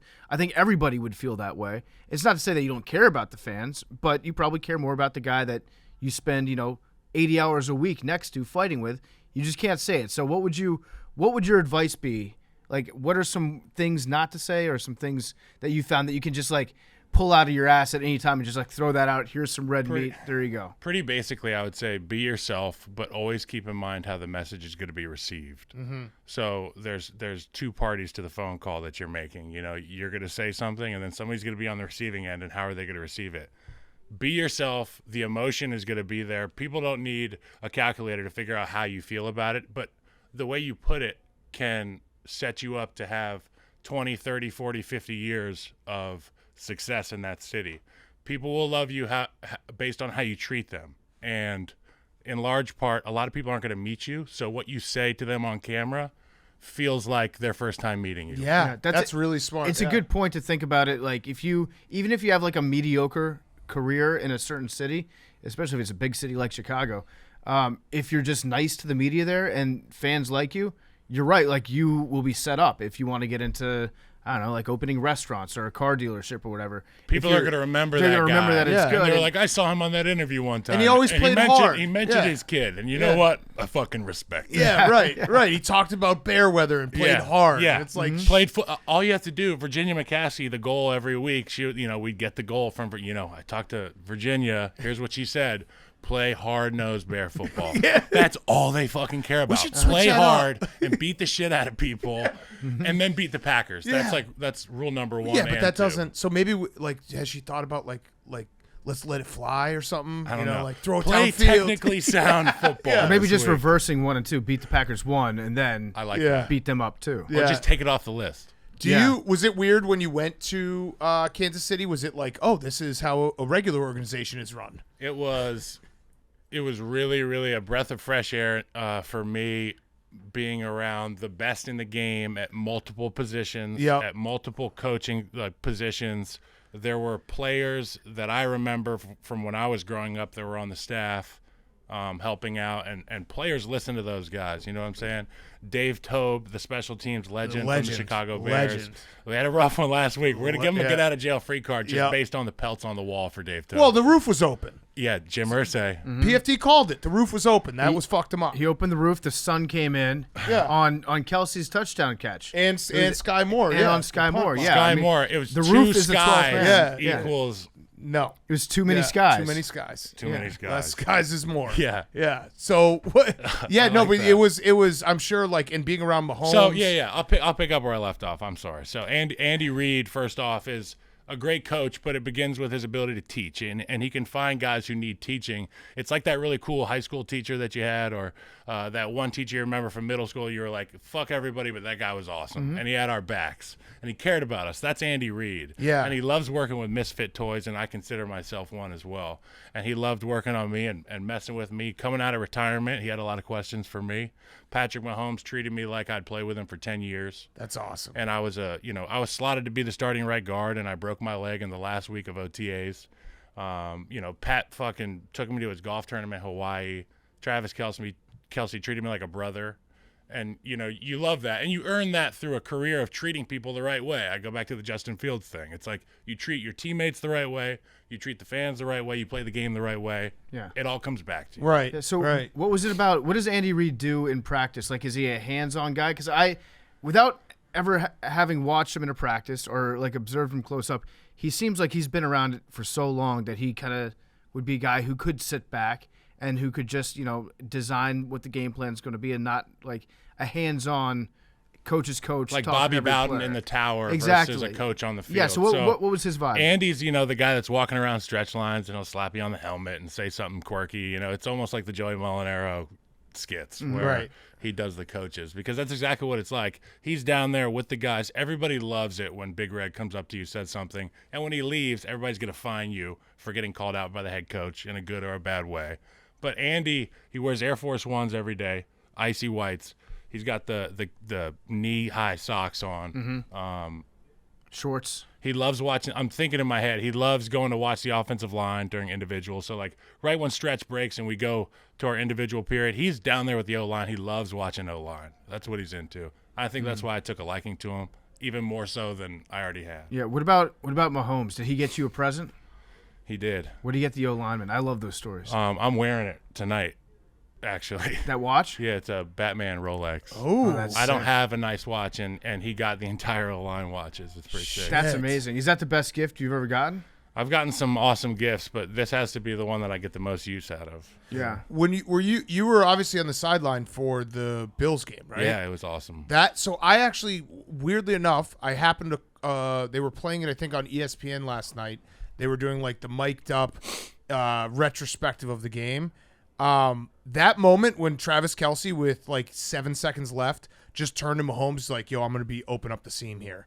And then Mahomes was like, do it in the right before he snaps the ball. The play happened before the play. It was crazy. It was like something I'd never seen before, and I'll go back to the things I was appreciative about being there. Is you get to see the synergy of these Hall of Famers. Travis Kelce puts in work when the offense and defense are over there doing their drills. Sometimes Travis will take 5 minutes, and I watch him. He goes to the other field, and he closes his eyes. He walks through routes. He visualizes things. And you kind of laugh at him. You're like, what's Mr. Miyagi doing over there? And then he goes out, and you see the same 3 moves that he was practicing over there come to life on the field. It could be against the Chargers when he caught that ball over the middle and went for goddamn 99, whatever the hell it was. Yep. The game was over. Same thing with the Bills game. It's, Pat and Travis finding a way to link up. And man, it's so special to watch. It was very, very cool for him to just like backyard football be like, "Hey, look, I see the Clapping leverage. his hands Yeah, I over see there, the leverage the cornerback has. I'm just gonna run up the seam here and just hit me." Yeah. And he did, and it was like that was the game. And it was, I don't know. That was the first game that football. Chris went to when I was on the Chiefs, and because I was back in pads, I was on the active roster, I was next man up, and I was ready. And Were you doing special teams? I wasn't. I was just backup right tackle, right guard, Ready to go. And every day I went against Frank Clark, and at first I was on 1.5 legs, and then they put me in at guard, and I had to figure out how to get on 2 legs against Chris Jones. Again, the same. Like he landed on me inadvertently in the spring, and that's how I got my leg broken. But going back against him was like a mental hurdle. So I was ready to go. That Bills game, Dad was there as well in the suite, so they got to watch that game, and Dad now has an in-person appreciation for what Patrick can do and what the offense is capable of. Yeah. Yeah. How long did it take, or I guess this is valid this year too, but for you last year, how long does it take an offensive line to gel? Because what I'm looking at right now is the Bengals, right? The Bengals, I guess in theory, upgraded their line, but we haven't seen the results of that just yet. So if you're putting misfit toys, as you call it, together, they might be talented, never played before. How long does that take to become like a unit? I would say it takes at least 4 to 5 live weeks before you start to really feel comfortable playing next to a guy, let alone an entire patchwork offensive line. Now, the one thing you have to think about is 2 of their guys came from Super Bowl champion teams. They get a lineman from Karras, right? They get Karras from the Patriots. He's a Super Bowl winner. Right. They get Alex Kappa from the Bucs, Super Bowl winner. You bring an absolute hitman in, Lael Collins, and put him at right tackle. You think it's going to work immediately, but then you go look at it, and Jonah Williams is having technical issues on the left side. I talked about it on the Greenlight Pod. He's flashing hands. He's dropping his hand instead of making first significant touch. They want to pull a guy on power, but the deuce is getting blown up, and the puller can't make it around. It's little thing. It's like the fundamentals of football, which goes to your point. It takes a while for these guys to gel. They know how to play football, but they haven't figured out how to do it together yet. Right. Are there certain types of players that you would take longer than others to learn how to play next to? Oh, man, that's a really good question. Great question. Billy? A guy question. that's really easy to play next to. The easiest guy I ever played next to was like Charles Leno, Charles Leno Jr. of the Commanders. His technique was something that you saw repeated every day in practice. He worked it, and he did it intentionally. So if I'm watching him do his technique, if we get in a certain situation in the game, I know exactly how he's going to play it because I've seen him do it a million times. I haven't seen him do it another way. You get a guy who's a kind of a physical freak, but maybe not a technician. He gets in there. He goes what we like to call rogue in the offensive line rooms. Just like any a means guy gets necessary. pissed off. A guy gets pissed off. Maybe he got beat the last series and the sack didn't happen, but he remembers that it happened and he's pissed. He may go rogue and his technique goes out of play. And if there's a combination with him in the center, if there's a combination with him in the tackle, he may not be in the right mindset to do the right technique. A guy like Charles Leno, very easy to play next to. The guy who goes rogue, that's not good. Yeah. Doesn't look good for him, doesn't look good for me, and somebody's going to get hit. But I understand the mentality because it's such a physical position that if you get beat, it's human nature to want to go mad. out there and want to get that guy back. You have to remain calm, and you have to understand that play happened and that you get another opportunity and potentially dozens more to go get after somebody. But you have to do it the right way. Who would you say on a football team, what room is the biggest group of psychos? Would it be offensive line? Okay. I've heard defensive No, I would linemen. say cornerbacks. If cornerbacks were any bigger, we would have to just put them all away. For life. They just have so much confidence, and you have to. You have to just put them away. Put them down. You just have so much confidence at all times. All cornerbacks. Safeties, there's some guys that are different, but the cornerbacks in particular are psychopaths. Defensive linemen are just, standard loony bin characters. Right. Yeah, quarterbacks, you have to be really good at cheating. That's what I've figured out about the position. The best players at the cornerback position are the ones who get away with cheating all the time. And they figured out the tricks of how you can cheat and not get caught. Because if you don't cheat playing cornerback, the rules are set up to the point where it's impossible to play the position fairly. You can't be a good cornerback and not cheat. It's just actually not possible to do. Yeah. They're cheating in their technique, obviously, and sometimes they get away with it, to your point, but they're also cheating in percentages. I played with Kyle Fuller, who is one of the best cheaters when it comes to prep. These guys are so confident in their percentages. I know on 3rd and 7, he's going to throw that hitch. I know he's going to throw the hitch. I know, and then he breaks on it, he makes it. Next 3rd and 7, I know he's going to throw the hitch. He's gone for a 9 route. Yeah, right. Kyle Fuller led the league in picks because he prepared. Right. A lot of corners don't prepare. They just believe in their instinct and they trust their gut, back to the psychopath behavior. Craziest confidence by far on the field. It has to be because it's also the position like you're on an island more than anyone else. Yep. You're not with your teammates half the time. And they lead the league in pointing at other people and palms up.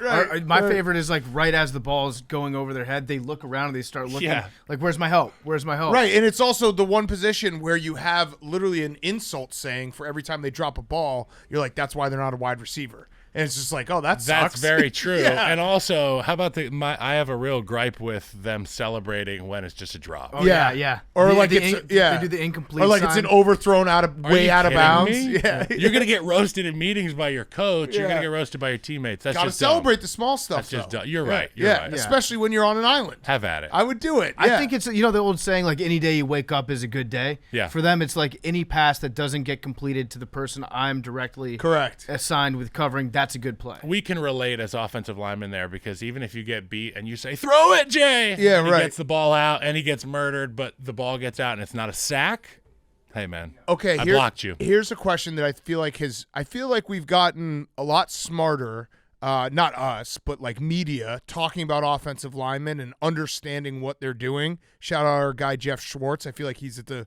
forefront of helping people. Jeff Schwartz is smarter than you. Yeah, smarter than you. He says it right there in the podcast title. But how much would you say, like, on a given Sunday, how many sacks are offensive linemen that's on them, or it's the quarterback that's on them? They didn't step up into a clean pocket. They held the ball too long. Because I think we're starting to realize, like, people will just say, oh, Joe Burrow sacked like 13 times. Like, well, you should watch because Joe Burrow, like, he's got balls. He'll hold on to the ball till the end. Like, that's actually good job by his offensive lineman. That's kind of on him sometimes. So Chris always says Joe Burrow's a quarterback without conscience. Yes, that's a great saying. And he's going to keep pressing. He's going to keep throwing to B. Yes. Even if you know he's going to throw to B, he's going to hit it. He's going to hit it last second because he's done it really hot before. Yeah. So to your point with the sacks and like how much you can attribute to like, I- hey, that's offensive line play. A lot of That's- it, there's a third category, and I'm trying to figure out how to say it. So defensive line wins. right? Yeah. Offensive line lack of technique or failure to be within the framework of our playbook.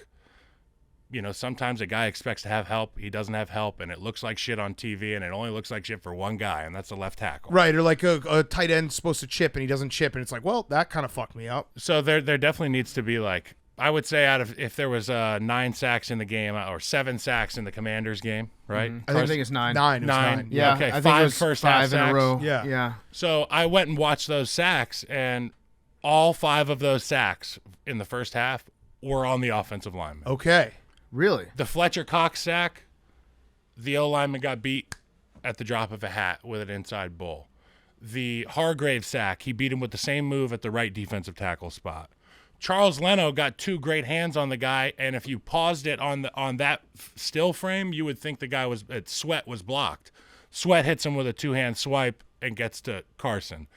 Then you get BG with a sack on the other side. They're all wins by the Eagles D-line. Right. Then you look at the second half. Carson might be doing too much, patting the ball, floating around in the pocket, but not really moving anywhere.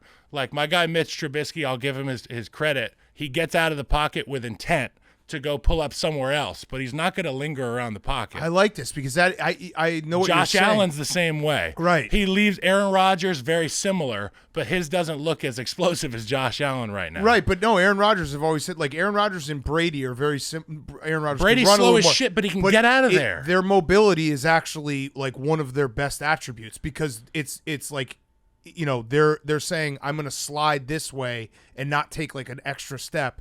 It's not that they can run. It's that not they often can built move. into the protection. They Right. have to they know which side the rush is coming from, which way the shell is, and where the corners could be adding in late or linebackers, and they find a way to step up and find the sweet spot. Now those quarterbacks are very rare. Right. And they make a big living doing it, obviously, but the rest of the field here Floating around, doesn't yeah. do that. And Carson Wentz patted the ball a little bit. He was floating into his O-linemen's backs. It's almost like he closed his eyes a little bit. I think he does. No, he does. he He does. actually He definitely does. He gets anxiety in the middle of plays. I can relate to that. Like, but he's fine when he gets the ball, and then he's like, "Oh shit, I have to play football right now," and then he panics, and then yes, you're right. He closes his eyes, and then he gets sacked by his own offensive lineman's backs probably like 3 times a game. Yeah, he does. See, and that's just pocket presence. He needs to go back and play Madden 2009. They had those mini drills. Do you Yep. remember these Yep. mini drills where it was like the pad would just float at you and you Yep. have to left stick around the Yeah, pocket? the circle. Yeah. No right stick. You're just out there fucking. We're going to get back to Kyle Long in a second. Before we do, it's brought to you by Simply Safe. The numbers don't lie. In the last decade, over 4 million people have chosen Simply Safe Home Security to protect their home. You don't earn the trust of that many people without doing something right. At Simply Safe, your safety is the only thing that matters. They protect you with cutting-edge security technology powered by 24/7 professional monitoring agents who always have your back. Here's why I love it. With 24/7 professional monitoring, Simply Safe's agent call you the moment a threat is detected, and they dispatch police or first responders in an emergency, even if you're not at home or you can't be reached. Simply Safe blankets your home in protection with advanced sensors for every room, window, and door, HD security cameras for inside and outside your home, smarter ways to detect motion that only alert you when a threat is real, and even hazard sensors that instantly detect fires, floods, and other threats to your home. You can customize the perfect system for your home in just a few minutes at simplysafe.com/PMT. Go today, claim a free indoor security camera plus 20% off interactive monitoring. Go to simplysafe.com/PMT. There's no safe like Simply Safe. And now here's more Kyle Long. Yep. What about a guy like we were joking on Wednesday's show, Daniel Jones, who sometimes his internal clock, you're like, what is this? Like he just doesn't think there's ever going to be a defensive lineman about to tackle him. And he's just like, He should, because if he watched the film from the Micah Parsons debacle, Yep. he would understand that the right guard and the right tackle, and you know which sack I'm talking about. It was Yes. all over Twitter. He hit 3 guys. The Yeah. right guard doesn't even know what to do with a looping 3 technique, and Billy would be able to tell you what to do with I a don't looping know 3 about that. technique. You You're gonna listen snap about off. You're gonna snap off the looper, get him off the hip of your tackle, then you can receive the next guy. You know, it's a Right. T first, and then an E comes.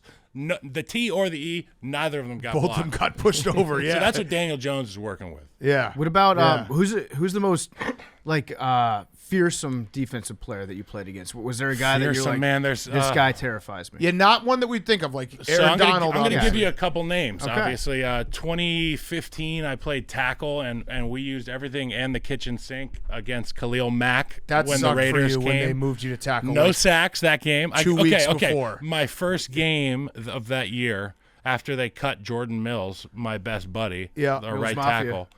They literally were like, Kyle, you can play They tackle. said we like need a to sign a week tackle, before. and I was like, "Don't sign a tackle. I can play." And the back of my mind was like, "If I can go block some people, they got to pay me like a Yeah. tackle. Even a bottom of the barrel tackle gets paid better than a guard."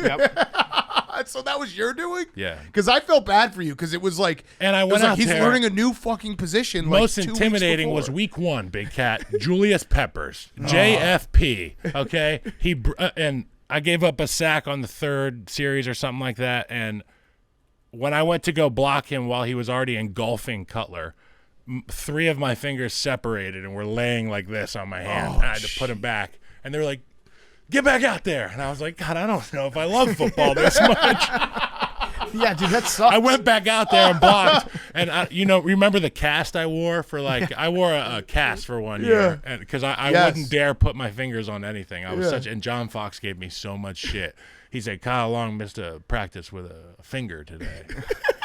He made a point to say that at the end. of all Football his injury sucks, man. reports. Like, what the hell? I don't think that you could pay me enough money to like have a job where I'd have to go in, dislocate all my fingers, take my other hand, put them back into place, and then go shove a 315-pound guy. If for any another man hour and a slaps half. you on the well, ass and and- says, "Get back in there, Yeah, son." that sucks. The best was You're not my dad. Chris once told me a story how he was like, this is what happens when you get injured. You get injured, and if you have to go in the locker room, they take you in the locker room, and then a guy who's like 150 pounds in khakis in a team polo just stares at you kind of like sighing like, you're not going to get back out there? And you have to just sit there and be like, fuck, I There's guess I'm going always to get back out there. One thing I give the NFL credit for is there's always a decision to be made. You always have a choice. You know what I'm Right, saying? right. But that guy, he was like, that guy just stares It's at like you. take and the you're red pill or the blue pill here. Yeah. And I'm not saying medicine. It's like 2 paths you're going to take. You're either not playing and we're going to figure out how to get you to the train station. Right. Or you're going to get back in there and you're going to help your damn team because Right. you're a stud. Right, right. But yeah, that stuck with me when he told me that story. He's like, there's just a guy who sits there, he looks like he should be an accountant, and he just stares Yes. at you like,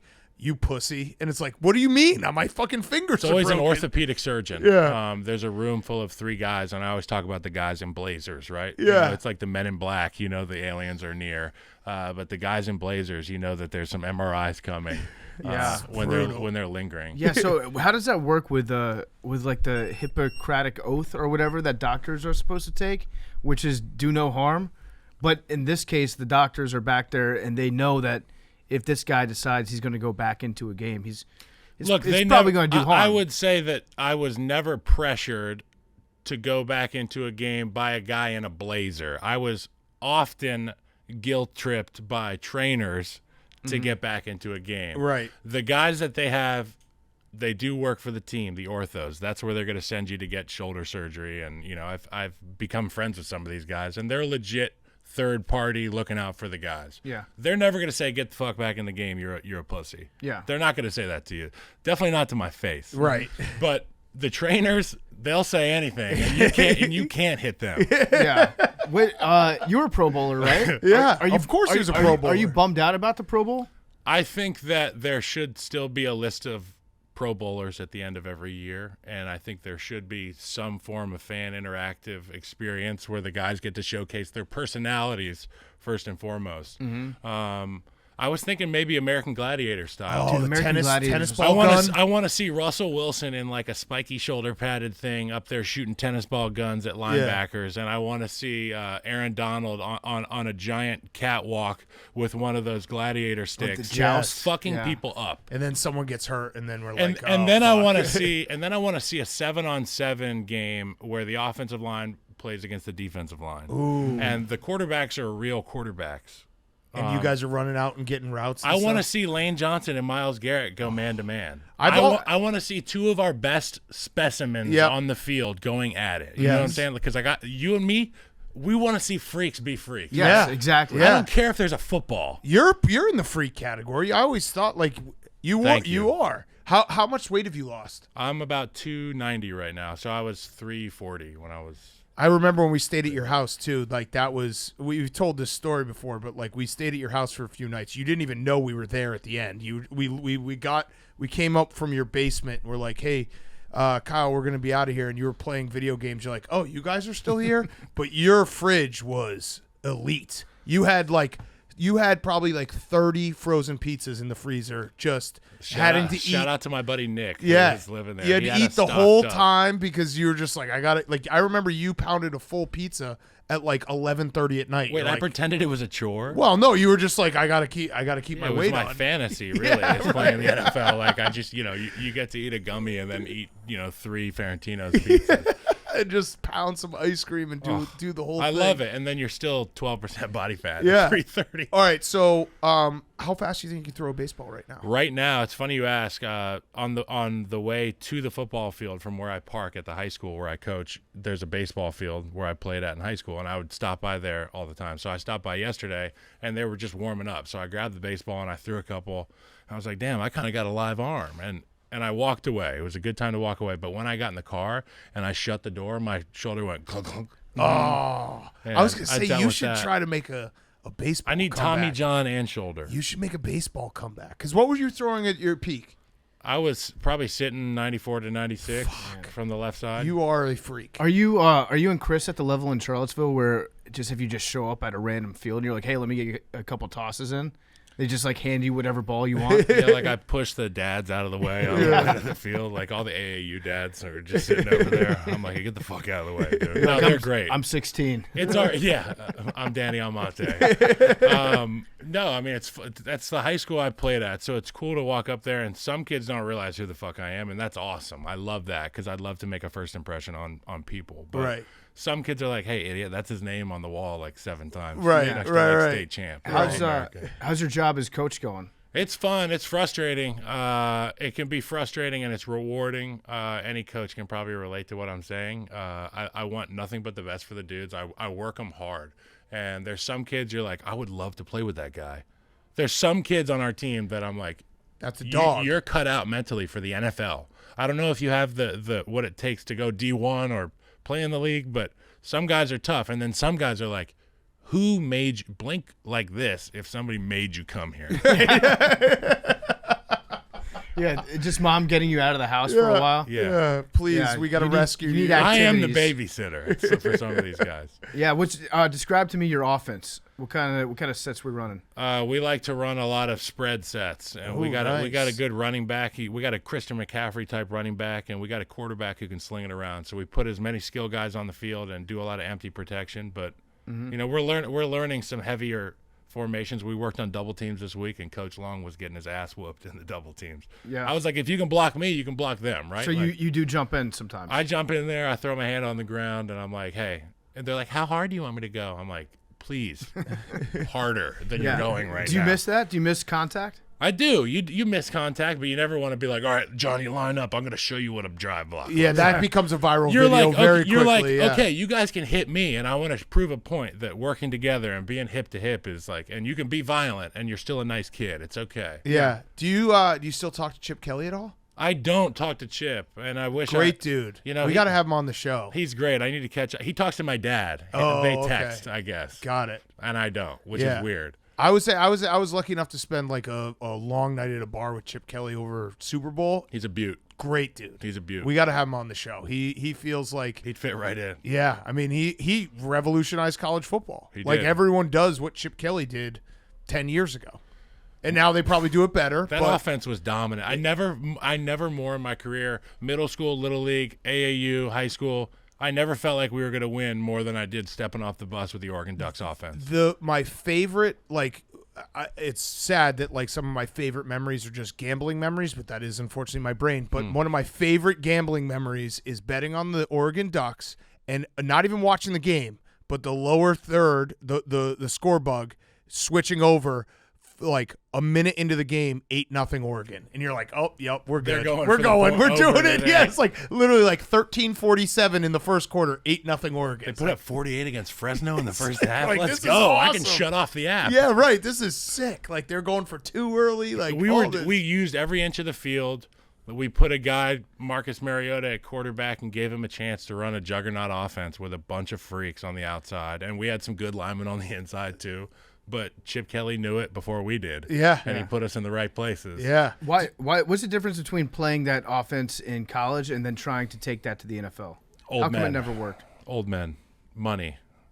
Really. Money convinces players not to go as hard in practice and train yourself to be on the ball after 12 seconds and catch the defense on their heels and be able to shove it down the defense's throat. And it's also I always thought, because obviously Chip Kelly, that Eagles, like when they started that what was it, the first week, the Monday Night Football game when Michael Vick had, it was like they scored like 42 points or something. No, I think it was 52-7. It was against- crazy. That's like, go look at Nick Foles' The numbers. Right. It was crazy. It's like 50 touchdowns, like 3 interceptions or something like that. But I always thought the problem within the NFL is like you have to give your defense a break, and you can't, like, if you get, because the Chip Kelly offense is great, but if you get a 3 and out and it's like you score a touchdown in a minute and then you get a 3 and out the next time, and then you look up and you're like, wait, our defense has been on the field for this I never long? thought about it like that. I always think about it as you can rotate linemen if you're going really fast and you're trying to really out hustle everybody. You can just put in a bunch of Charlie Hustle guys, spend all your money on skill guys that are actual track athletes that can just run all day. Yeah. What that's true. about what I think is maybe the most impressive, under talked about play in football is at the end of a game when you get a first down and you have to have your entire offensive line sprint like 30, 40 yards down the field, get to the line of scrimmage, and then everyone has to stand completely still before they snap the ball and spike it. To get the big dudes running down the field that fast, that quickly, and then to just like stop on a dime, how much does that suck? It sucks. As a coach, I can imagine it sucks. It's awful as a player, particularly when you're moving down at the end of the game. You're fucking gassed, bro. Yeah. And there was a number of times on the Bears we had comeback games. I had dozens of 2-minute drills in the fourth quarter. Some won, some lost. I remember I was tired every single one of them. The thing is, you got to sprint up there, and there's always somebody lagging behind, and you never want to be that guy because it shows on film, and you're going to see it on Monday, and the coach is going to call you out for it. The guys on the bus aren't going to talk to you. Yeah. It sucks. I saw this one video of a lineman getting up to the line of scrimmage and then just staying perfectly still but puking. Yeah. as they snap the ball. That but he did his job. epitomizes the mode of operations for an offensive line. Under all circumstances, even if the sky is falling, you continue to fucking play football. Yeah. What's the this might be a dumb question, but if you, let's say a drive, right? What's the point in a drive? Is there like a play point, 9th, 10th, 11th play, where you're like, this defense is gassed, we got him? That's a really good question, and it was always whenever we'd cross the opposing like 45. I mean, midfield is like the battleground. You know what I'm saying? But if you can put a dent in that defense's armor and move the chains once, then you can prove to yourself that's momentum, that's confidence. You know what I'm saying? If we can repeat that again. And usually after you get a first down, be it on the ground, you can hit them with a hard play action, and you get the energy turning or up at a place like Soldier Field, man. Yeah. The other one that I always wonder, and our good friend Sam Schwartzstein kind of like, he put it in my ear that I never really thought about it, but the NFL, like, everyone's fallen in love with the pass. You see the Bills against the Dolphins, they ran like 90 plays. There weren't a lot of run plays. As an offensive lineman, that has to, like, you have to go forward at some point, right? Like, is there a point where you're like, we can't pass this much, we have to run the ball? Because just purely like going backwards constantly kills your offensive line. You're talking in terms of stamina or stamina, mentality, everything. So I think it takes a huge mental hit on you as an offensive lineman when you know you're going to be pass blocking 50 plus times in a game, right? And it becomes a Big 12 shootout because no offensive lineman wants to ever pass protect, right? That's when he said that to me, I was like, we're on defense now. The great offensive linemen, the elite guys, the Lane Johnsons of the world, are going to put paws on people, and they're playing offensively within the pass game. There's not many guys who can do that from a mental standpoint, let alone a physical standpoint. We want to know where the ball's going, what the snap count is, and that we are going to be able to hit them before they hit us. Right. And that's the running game. Right. And that's why guys like Andy Heck, offensive line coaches, stand on the table for runs. And Andy Reid's like, I'm going to throw that son-bitch 70 times. Right. And Andy Heck's like, well, if you want it, we got 5 yards right here on this. Right. Because I never really thought about it. Like, I think everyone falls in love with the pass and the analytics of like, oh, yeah, like passing on first down, it's a great move. And like you obviously can get more yards in the passing game. But if you just ask your big guys to go backwards for an entire game, it's going to suck for them, and it's not going to be as if like you have to And you can let them go off. You can flip that on its heels and say we want them to be going backwards, Right. which is the run game. And like statistically speaking, you take a look at teams that lead the league in rushing touchdowns. Running the football into the end zone is demoralizing for a defense. You ever take a still shot of the defense 3 seconds after a rushing touchdown scored? Heads down, hands on hips, a lot of Forrest Gumping, pointing fingers. The pass game, it's a quick touchdown. Okay, we'll get them back. They threw it in. We'll get it back. Yeah. We just saw what it looks like. It's easy. Yeah. The running game is like, go fucking replicate that. I love that mentality. Go though, replicate because- that ass whooping we just put on your defense. Right, because I assume you see it on Twitter sometimes where like some people in the analytics community would be like, why not just pass more? Like, gotta pass more. It's like, well, these are guys playing in this game. Like, there's a mentality that is involved in this game. You gotta run the ball just out of a pure like, let them fucking put their hands on someone and go There's forward. too many smart guys in the building now. Yeah. Too much brains in the building. I think like it there just needs- being like, run the ball. There needs to be a limit on like IQ points. degrees. Yeah. Degrees accrued upstairs. Yeah. Yeah. I would say the number of people who wear glasses. Yeah, in the that's a good building one. is It's like- like, or have had LASIK. Yeah, we're at one in, one out. That's why, like, we got Jake in the room right now. In Right. Names. That's plenty of us. And I had Yeah. LASIK, so yeah. You count. with Jake. Yeah, What- all what's right. what's the best block you've ever made? Ooh, best block I've ever made. There was a run we had in Indianapolis, I believe, where Jordan Howard was a running back to the right side. Was a good one. It was a outside zone. We had another outside zone against Minnesota. That was a real fun play. I mean, I'm sure you guys could pull this up, but it was outside zone to the right. Both those plays, big explosive runs. You know what I mean? Easy to find probably on Jordan's highlight. Yeah. Every block I made for Matt Forte. the best. Because he makes you look great all the time. Any highlight film you're in with Matt Forte, you look sexy. Yeah. I thought you were going to say Deadspin when they posted your cock. Yeah, that was a good highlight. And then block them. Yeah. I was mad for you.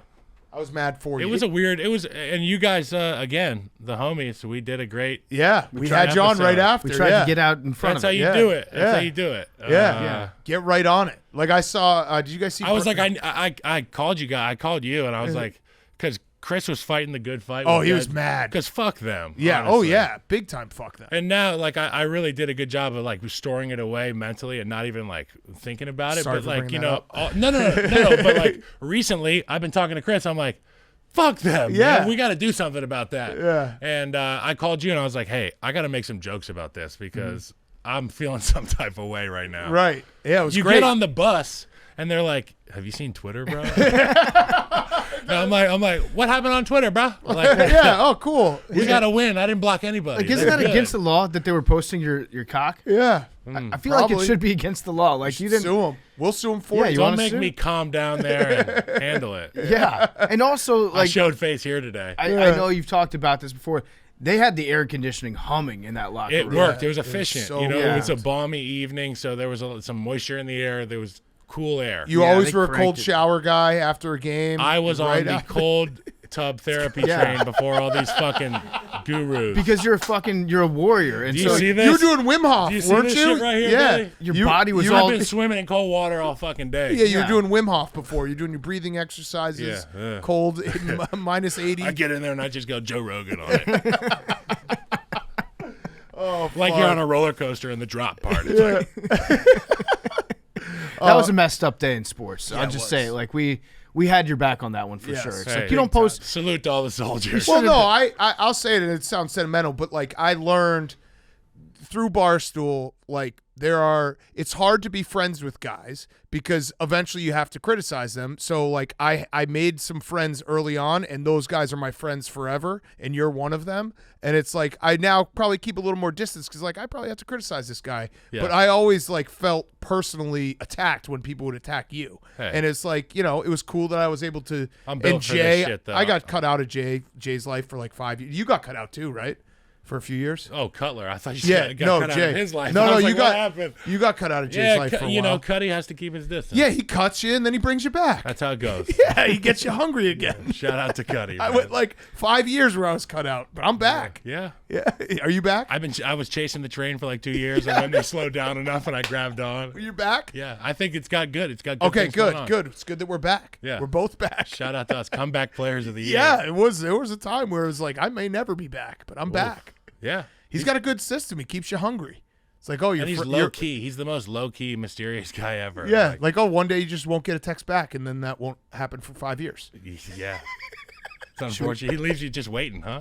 Should we get Billy involved? Because Yeah. Billy, the first Chopping at the bit. the first time Billy What's up? met Kyle, I think Billy looks at Kyle like Steve Irwin looked at gigantic crocodiles. Where Yeah. Billy was just super impressed with your size. Yeah, he at just first, loves to look and at he's you. like he studies you. No, crazy story. So it was when I first started. I was an intern in summer 2017. So we met Kyle first, and we were going to J.J. Watt's J.J. house, Watt. yeah.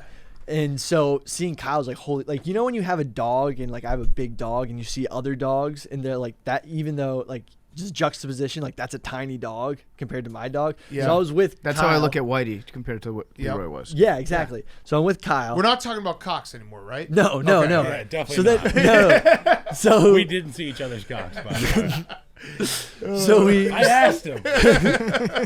Wait, how old were you? How old were you? I was 18. I was 18. I was 18. That was a joke, Mom. So then when we saw J.J. Watt, I was looking at J.J. Watt and I was like, oh, this guy isn't that big compared to Kyle. Yeah. Like seeing J.J. Watt, like you at that time dwarfed J.J. Watt. Yeah, no, And you that were just blew you're a my freak. mind. Yeah. You and Lane Johnson, I always said, like, when people are like, oh, offensive linemen aren't great athletes, like, look at Kyle Long and look at Lane Johnson and tell me that. And Lane's in a different, like Simeon Rice used to say, I'm in a different, like, what did he say? Echelon. I'm in Yeah. a different, Yeah. whatever. That's Lane Johnson. He's Yeah. like extraterrestrial. I think Yeah. he ran like a 4.8 or something. Yeah, he beat me by like 0.1. Yeah, what did you run? Armstead. Him and Teron Armstead beat me, and I think I ran like a 4.88 or 4.9 or something. And all natural, too. natty, like fresh off of maybe a can of dip and a power bar. Did you ever get a carry in the NFL? They ever run the Fumblerooski for you? I caught a ball off a tip drill in Minnesota, and then Brian Robinson and I believe what was the other defensive end's name from Minnesota, though, killing us. Jared Allen? No, Not Jared Allen. No. Fuck. They cut me in half. Yeah. Like this. What was and then this I gonna drive me fumbled. nuts? That's what it always happens like that. You remember the never Marshall threw me the Newhouse ball. play Yes. where he got flipped over? Yes. That was his eyes got as wide as like saucers. Like the guy, the Miami Dolphins guy.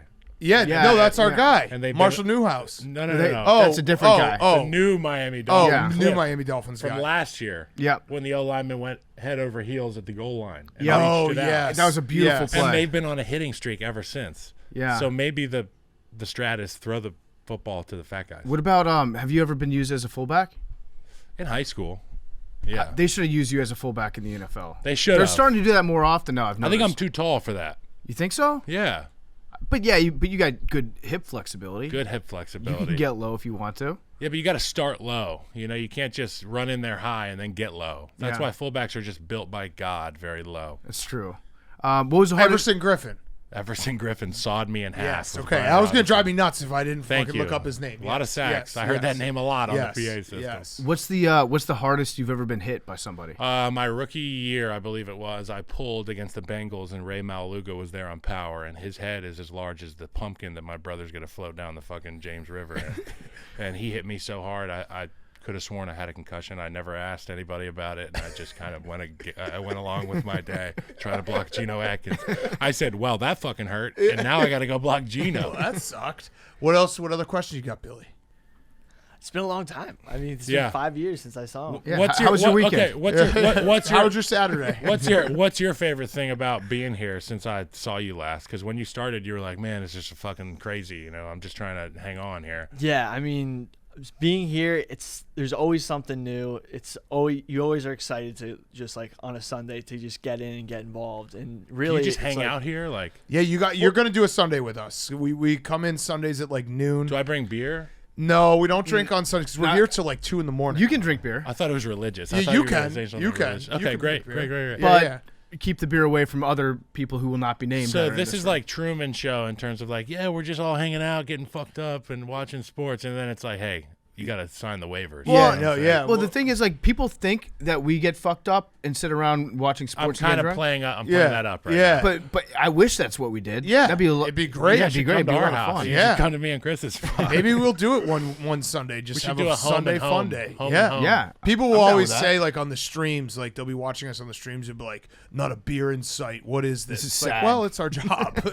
So That's right. Yeah, it's like We're professionals. I would like to drink and sit on my couch all yeah, Sunday. Trust me, you don't want us to drink because Yeah. then you're not going to want to watch. No, yeah, drunk pod. We do. 'Cause I'm going to get angry. We on do it a here. couple times a year. It's funny, but more than that, and it's like, what are you guys doing? Yeah. Yeah. Get about- carried away. What about you and Chris? We've had a couple people ask me and Big Cat this recently, like when we fight, and I'm always curious to know because you do a podcast with Chris. You seem like you're close.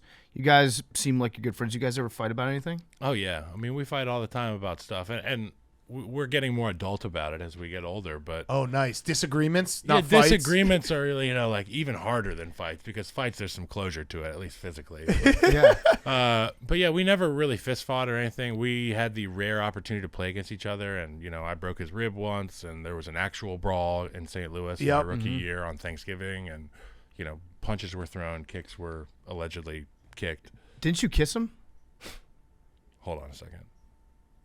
You always kiss. I him. heard that. Who You, knows? Who knows that me and Chris kissed? I heard. I heard you Who kissed told, him. Who told? Did you guys fucking? I heard you kissed him during a game. I kissed him too. Yeah, he walked in and kissed Yeah. all He's of us. handsome. That's Yeah. Jason Momoa That's back Batgirl. there. Yeah, Batgirl right there. That's amazing. Yeah, that's his name. You kind of look like a Jason Kelsey stunt double too. Oh, that was nice. I was told that. I'm a big Eagles fan too. Oh, my I'm God, from the this is area. just I was worse. told that one time at a Lululemon. Best compliment I've ever gotten That's before in my incredible. entire life. See, That like, is incredible. Yeah.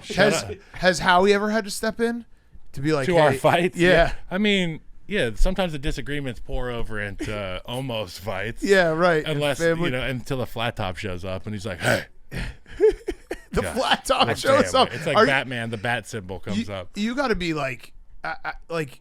You see your dad and you're like, I get to look like that when I'm that old. Like he's I a don't know fucking about that. stud. I know his habits and I know my habits. Oh, and they're not okay. the same. He's clean so living. He's I'm gonna such a see. I'm gonna stud. put these genetics to the test. Yeah. You know what I'm see how saying? far you can push it. Yeah, the limits. I still feel like when I see him on Fox on Sunday, he could kick everybody's ass in that room. Easily. and that's very true. Yes. Like That's very if true. he That's he not seems just like hearsay. he's the epitome of old man strength right now. He Yeah. is, and he's got heavy hands. He was like a national championship boxer in college. Jesus. You know what I'm saying? terrifying. I think the story. I mean, I don't know. This is stories you hear. Dad doesn't talk about himself, so I hear this from his like uncle, and it's like, hey, national championship. I think your dad went out there, no robe. He was just shadow boxing, and the other guy came out, saw your dad, and just turned back around, and that was the national championship. Just walked out. He's like, okay, I'll give it to this guy. yeah, he wins. Yeah. Yeah. When you were growing up, did you ever think that Terry Hatcher was mom sometimes? 'Cause No, but a I lot used of to think people that. ask me that. Yeah. Like, my mom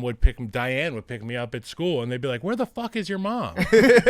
And I'm like, "Hey, dude," I'm like, "This is a strange way to get in a fight over your mom the first time." Because like it was the Radio Shack commercials, right? Radio Shack, shout out to Radio Shack. Yeah, Yes. they put them in a room together, and then for some reason, all of America thought like, oh, they're married. Yeah. I guess they pitched. I don't know if they were trying to pitch it that way or what. I was like super young, but I can understand the confusion, right? If I see two people on TV, I'm a simpleton. Like you're already painting the picture for me, right? Like you're telling me that they're together. Yeah, I thought Yeah. Beavis and Butthead were fucking for the longest time. Yeah. Oh my god. I did. Yeah. All right. Brian and Stewie. Yeah. I have one last question. It's a rowback question. Promo code TAKE. Use promo code TAKE for 20% off your Q-Zips, hoodies, polos, everything at rowback.com, RHOBACK.com. Speaking of rowback, great golf gear. What are you shooting now? Because I feel like you're one of those guys that, like, I wouldn't be surprised if we, similar to, like, Danny Woodhead, our friend, you're like, hey, I'm going to give this golf thing a try. And, oh, shit, Kyle Long just qualified for the U.S. Open. I love golf, but I love my wife more. Okay, that's a Nice. good answer. Nice. You hit bombs. I would thank you. You do, I mean, I see the I videos. love the game, and I'm always in constant pursuit of trying to go lower, and I probably am trying to shoot 75 by Christmas. Wow. Okay, what's your lowest score ever? 79. Okay, I shot 72 at Shinnecock, but whatever. Saw that. Yeah, it was nice, Saw right? the scorecard. Yeah, it was sick. Legit. I blew right? up on the last round on the 18th. I wish I hadn't. I would have shot 70 if I didn't have. You got to go for 69. I'm gonna everywhere you try. go. I think I'll get it eventually. I will say golf is one of those things where it's like you can put your phone away, you can go out there, you can be in nature. Every course is different. It's almost like why I liked baseball as a kid, because every park was different dimensions, all that kind of thing.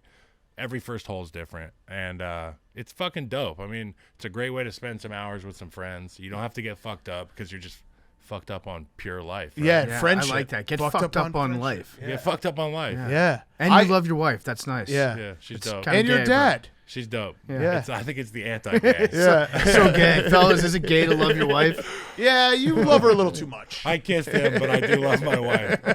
And your dad. And I'm a dad. Shout out to Frankie, my 6-month-old daughter, nearly 6-month-old. Love it. Nice. Love it. She's Being a built dad she's rules. built like me, and she looks like my wife, and that's a problem. Okay, well maybe softball catcher. Monster. Shot put.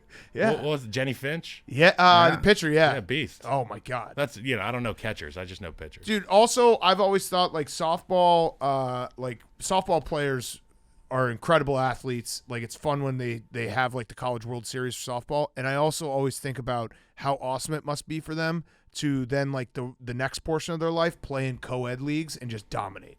Because like that's always like you play in a co-ed league, it's like, oh, we'll hit it to this girl, like, oh, like no, they just come and There's they nothing dominate. more girl power than just getting absolutely fucking railroaded by some like gals who used to play pro. Right, You like, guys oh, think bring you're it hot in shit. for her, and then they just fucking hit a bomb over their head. That would be the coolest thing ever. Just boat race. I Yeah, also think they have the best like synchronized team celebrations. Yep. They're always on the same page when That's it comes to that good. shit. That's good. And there's a lot of behind the back like finger pointing and stuff. And Yeah, softball. signs and I stuff. appreciate that. Oh, I got a question for you. How many different handshakes did you have with teammates?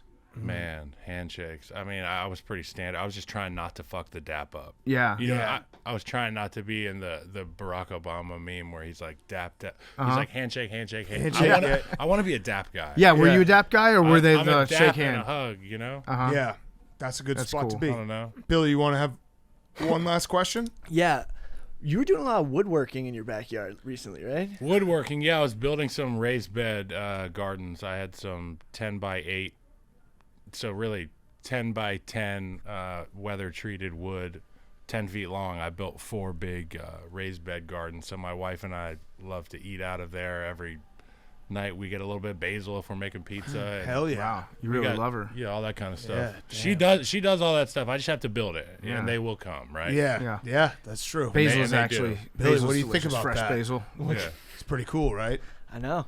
That was pretty cool. I saw you with that wood. Yeah, I saw you What- got that. What's wood going on on there? Well, I just saw you What's post in a the picture. box? All right. Yeah, I want to know what you're planning. Thank you guys. Yeah. Well, Kyle, you're Thank the you, best, Kyle. man. It's Where been can the too people long. watch you? Yeah, again, thank you. Greenlight Podcast on Mondays with Chris Long, my brother. And then every Sunday you can find me on CBS Sports with That Other Pregame Show, 9 to 12. I'll be there this Sunday. And you're doing a Sunday with us. Yeah, absolutely. You have to do a Sunday because you're here in New York and then you leave. I might have to do the red eye drive from New York to Virginia. No, to you make just the take Monday like pod. an 8:00 flight out of LaGuardia. You What do can you- watch all the games. What do you have to be home for? Is podcast. podcast on Monday. Yeah, but you can. We have Zoom here. Yeah, you could Zoom it. Why don't you? You know, the vibes aren't right unless you're at the desk together. You guys don't want to Zoom with You each know other. what we should do is we should have fucking Chris come up too, and you Yeah. do the podcast here. I think that would be Watch sick. the whole slate of We Sunday. need to do a games. home and home. Yeah, Yeah. I'm down for it. That Okay. would be great. We could do Get some We golf could do going. Sunday night takes, and then we all sleep, and then it's like, well, everything we said was stupid. Here's what we think. And then Monday Yeah. cleanup. Yeah. Everything that we got wrong 6 hours ago. Yeah. Let's I can't run wait it back. to do it. Yeah, Yeah. that's perfect. All right, well, Kyle, it's always great to see Thanks, you, man. guys. Thank you, Love Kyle. you, bro. Okay, it is time. Every Wednesday, one question with the quarterback. We have the guy who is our favorite quarterback of all time. The first And- quarterback to appear on Part of My Take. Yeah, the first quarterback to appear on Part of My Take, and the guy who we basically were going to just have him on every single week. It is our good friend, Blake Bortles. One question with the quarterback, Blake Bortles. My question is, we had a little bit of a discussion, possibly people reaching out to you to see if you could, train, come in, maybe be a backup. How are you? Are you in good shape? Are you ready to be signed by a team? Maybe even the Patriots. Hank is trying to hog all the Blakes. I did. I heard Hank mention that the other day, and I appreciate that, Hank. I have not touched a football since January. Fuck. We'll cut that. You can start over. Start over. What are you doing? Wait, Blake. Is there a football? Wait, this is your question. Be careful. Shit. But I've got another. No, good you question. can't. Be careful. Big Cat, do you think that maybe there's a football in Blake's backyard that he's in right now that he could just go over and touch, so he could be like, "Yeah, I touched a football this morning." I don't know. I wish I could ask him. Yeah, me too. I didn't tell anybody I retired. Months ago, probably just didn't tell anyone. So I guess you guys are kind of the first to hear it publicly, maybe. Wait, You quiet quit. wait. Now You quiet quit the NFL. You have to ask a good follow-up. You have to ask a follow-up Quiet on second this. done. This is an exclusive. Jesus Christ! Now there's a lot of pressure. Blake, hypothetically, for $15 million, 2-year contract, would you consider coming out of retirement to join either the New England Patriots or the Denver Broncos? I know you're familiar with Nathaniel Hackett's system. Absolutely. 2 for $15 million. I'd be there in a heartbeat. Okay. So we really fucked ourselves. Hey, Hank, what's your question? How was your Saturday? No. It was great. Billy, do you have a question? Billy, go ahead. You have a question. How mobile are you feeling? No, we Damn want. it. Come on, we're trying to Someone nail down a needs- headline. Yeah, we Jake, trying to Jake, get the- Oh, Jake, oh, Jake, are you- you're a are good you boy, retired? Jake. No. Billy, Jake, shut the fuck Jake, up. Jake, you go. He Go, just Jake. retired. Jake. Hi, Blake. Jake Marsh, part of my Take podcast. So, in terms of your retirement, is a 2-year, $15 million contract the only thing that would get you out of retirement, or are there other options? Yeah, I'm pretty set with where I'm at in the decision. I think if somebody were dumb enough to offer that kind of money, then it's kind of hard to pass on. Blake, as your agent, you're making it more difficult than it needs to be to get you millions of dollars here. We need to work on your pitch. Yeah, okay. We could negotiate from 15. Okay, we'll start at 15, 2 years. I like that. Max, you have a question? I just texted you something unrelated to this, but you have a question. Would you like to? Is there any way that you could officially say that on this recording that you're retired? He did. Are you ready? I've officially retired. There it is. Okay. Well, we just had to Exclusive. reconfirm. I mean, it was, we really boxed ourselves in with one question. He's officially retired, excluding a 2-year, $15 million deal. Correct. Right. $50 million plus. That's on the table then. Yeah. When we say that we're starting at 15, we mean we'll go up. Yeah, we will go up. No, I don't think so. I think it's just 15. So 16, no. Years are irrelevant. 1, 2, 3, 10. Doesn't matter. 15 is the number. Oh, that would be amazing. Yeah, get him a 15-year deal. It's a year, $15 million deal. Like the Bobby Bonilla contract, except you have to actually keep working until you're 60 years old. Yeah. Blake signs over his children as well, so it's like he gets paid $100,000 a year for the next 300 years. I like that. That's good. Billy, go ahead. You didn't get a question. Go ahead. How are you actually feeling? Do you think you could get in a game? Yeah, probably. Like I'm still in shape. I work out occasionally. I think I could play. I don't know. I played catch with like some kids in the neighborhood the other day for the first time, and like my arm was sore for a week. So, one game. I don't know if the arm's in shape to throw more than like 40 balls in like a 2-week span, but I'm sure we can make one game. But you're a dual threat. You have the highest career rushing average, I think, for any quarterback of all time. Do you see those stats when they go? Fuck, this is another you can't question. do it. Yeah, you can't. How do I rephrase this? Well, you know what? Let's do this. I love it when I see that stat go reviral because it happens like 3 times a year where it's like Blake Bortles, better rushing quarterback than Michael Vick. Yeah. Why do we do this? Let's have you. This isn't a question. This is more of a just saying it out loud. Maybe next week you come on the show for a full interview. Yeah. That sounds good. Okay. Do something outside of just one question. Yeah, we really fucked ourselves. This is the entire basis of this segment was basically like based on like having you on every week to ask you one question, and now we're just fucked. But so we'll for the AWLs who are probably going to be pissed off that we didn't ask any real follow-ups. Next week, Blake will be on the show for a full interview. We'll make sure he's on a computer, not his phone in his backyard. And Blake, do you? No, it's not your fault. It was one question. I said 5 minutes. You have a question for us to end it. Wait, you have to not ask that in question. Oh yeah. I bet you Blake has a question for us. Yeah. There you go. Do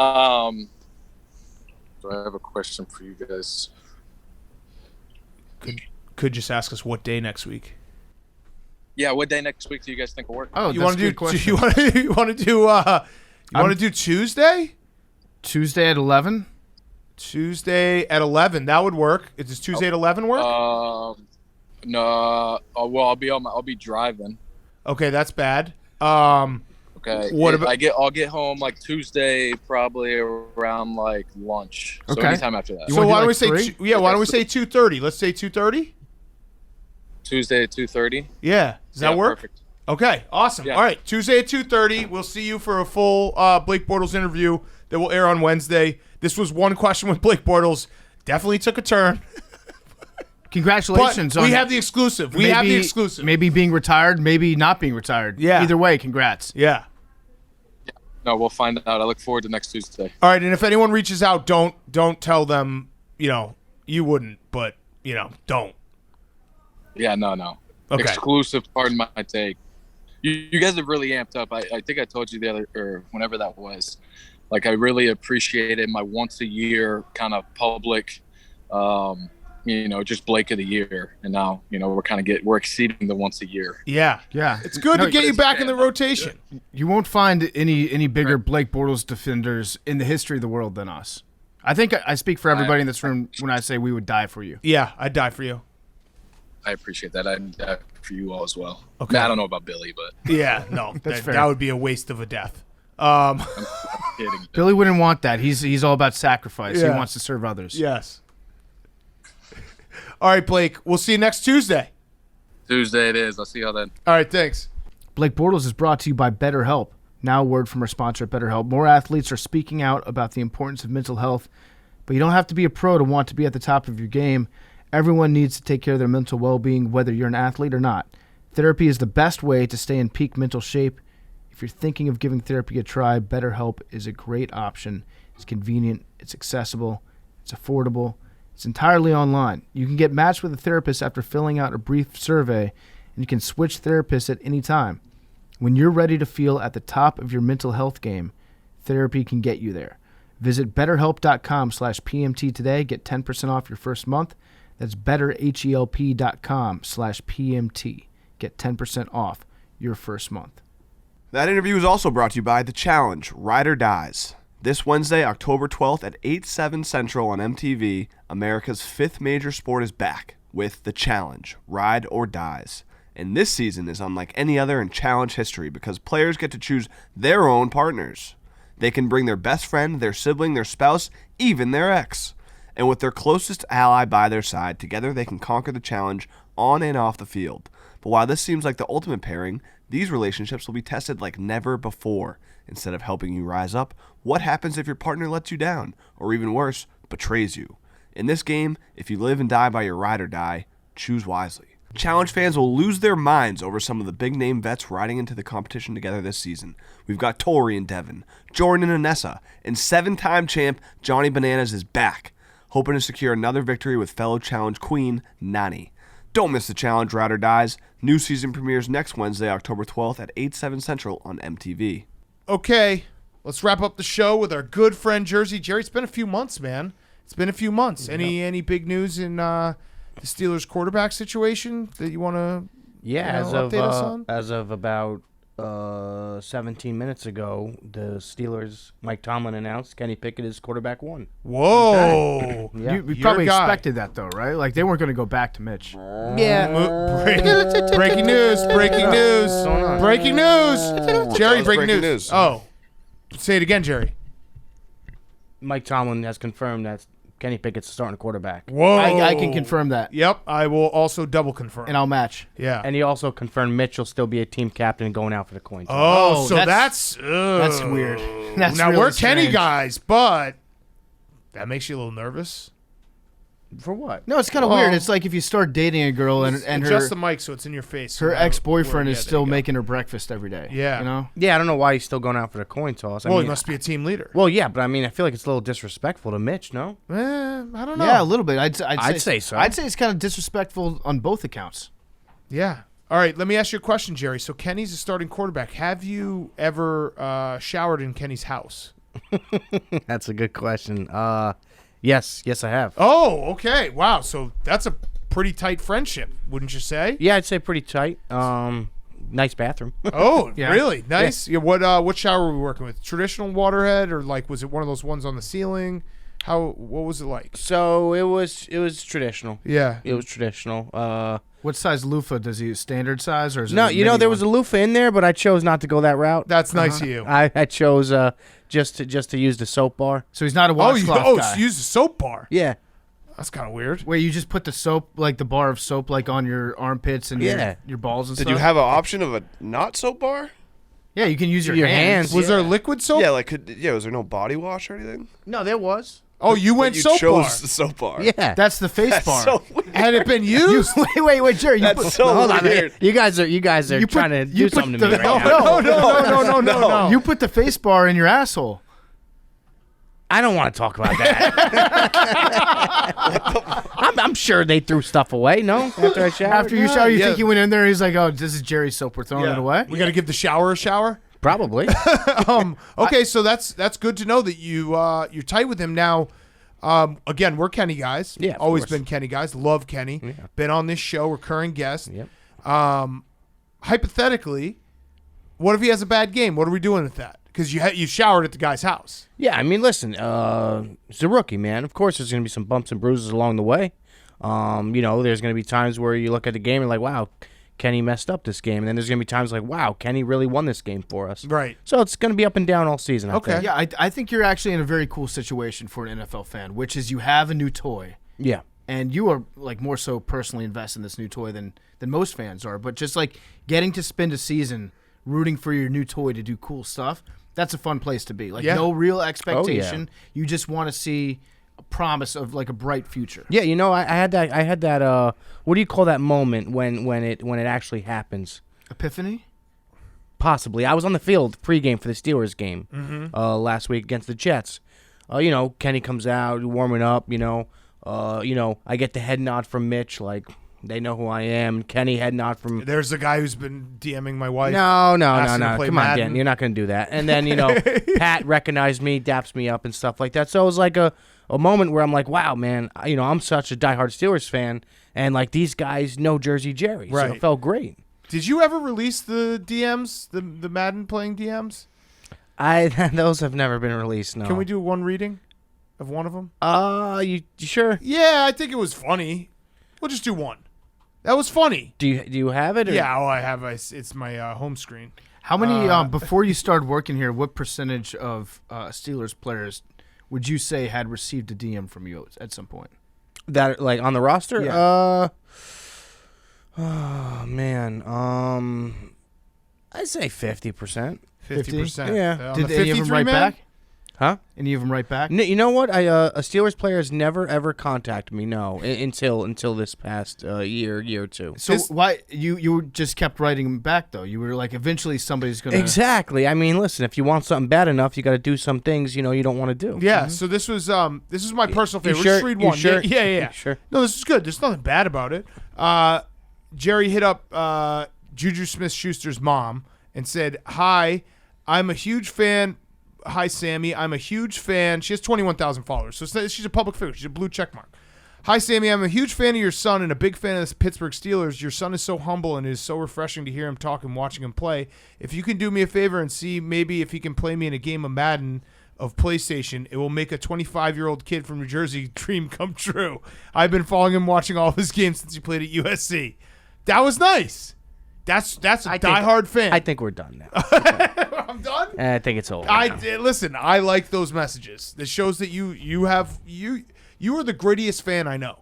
That's a fact. I think so too. Yeah. I mean, listen, one way or another, they're gonna find out who I am. Yeah. Yeah. You know what I mean? What about the haters out there? Because I'm sure there are Oh some. yeah, of course. A lot of haters that might be like, yo, Jersey Jerry's not blue collar anymore. Yeah. He's working in the big city. He's white Yeah. collar now. He's rubbing elbows with the starting quarterback, going out to nice dinners, using their shower and their soaps. Yeah. What would you say to those people that say that's not blue collar? Hey, listen, I could still go back to work if I wanted to and still work just as hard. I still know what I'm doing. I just did my mom's kitchen. I mean, that's blue collar. That is. You know what I mean? What'd you put in? So we did the countertops, and then we did obviously new appliances. That was really nice, and then the floor. That's Beautiful. Yeah. Nice. Beautiful. Jersey Jerry takes care of his mom. I like that. Of course. You Yeah. can tell a lot about a Gotcha. guy from how they Except- treat their mom. What? The cookbook. Yeah, that's true. So, Jersey Jerry's grandmother, who's passed away, Nanny.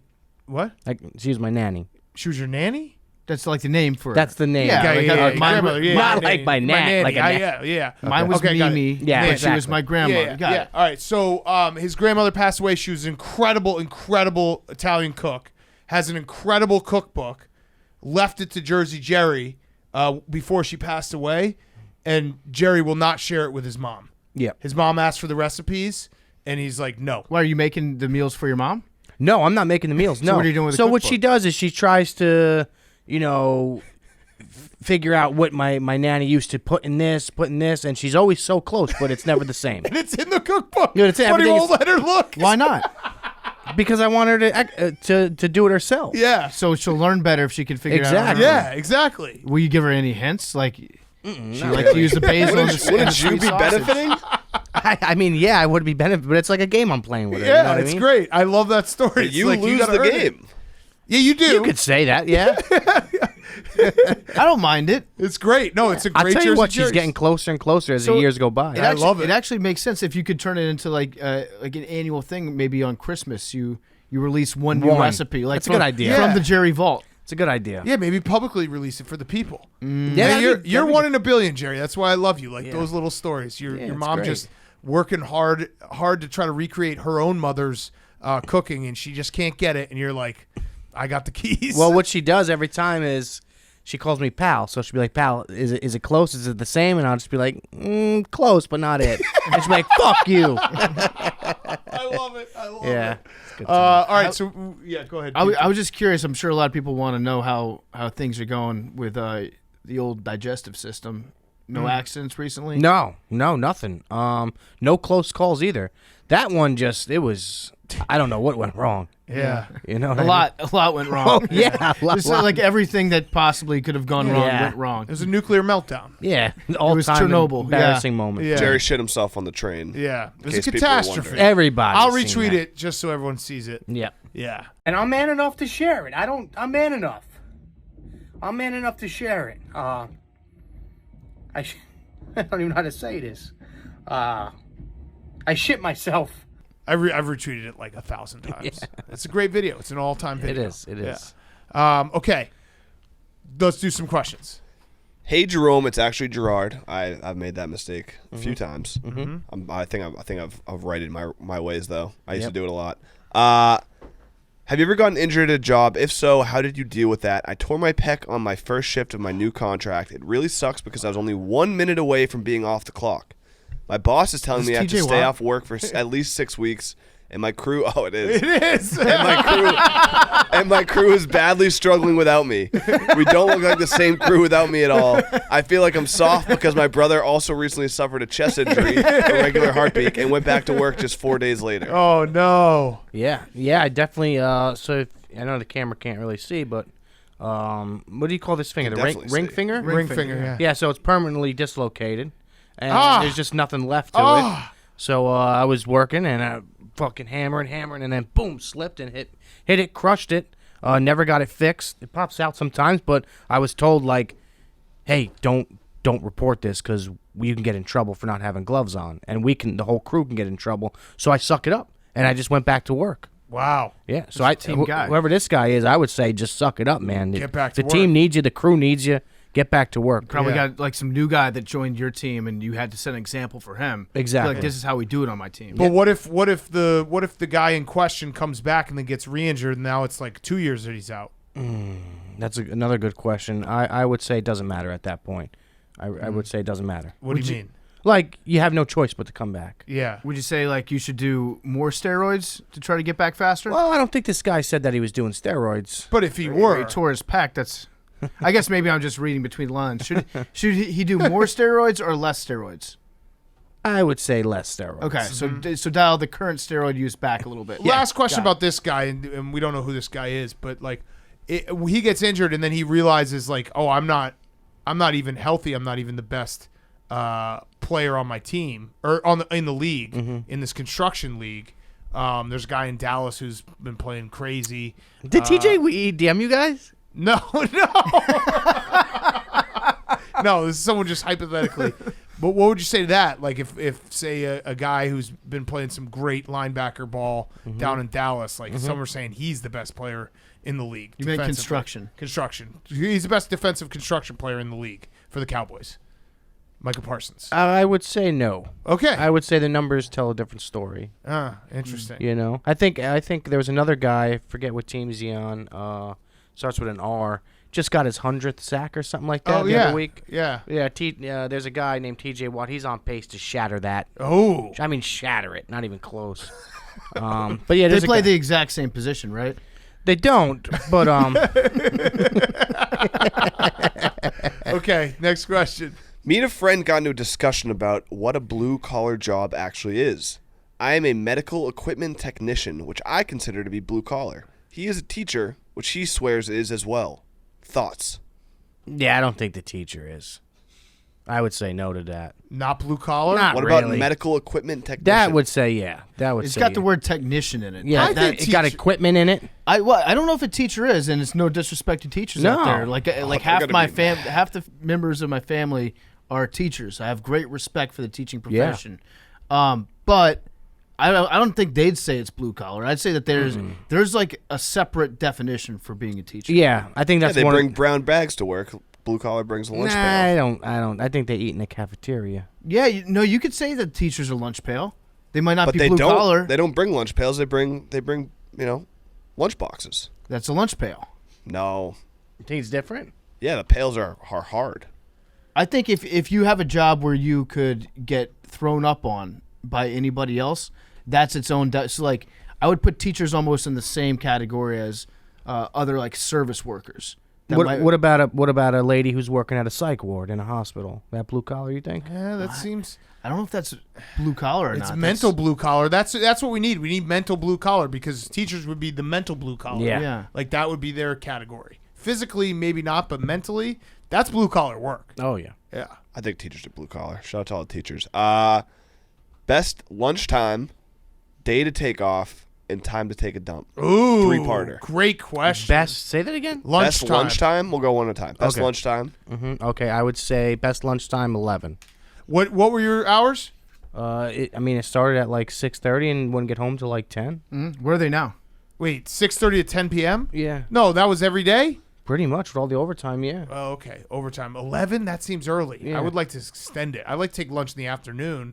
I do like to take lunch really, really early and then do a double lunch in the afternoon. Can you do that? yeah, Yeah, you could, I guess. there's no problem That's with that. the move. The You should problem do with that. taking that early lunch is it makes the afternoon, every time you look at the clock, it goes by so slow. Yeah. If you go to lunch like at 11 a.m., you're back at noon.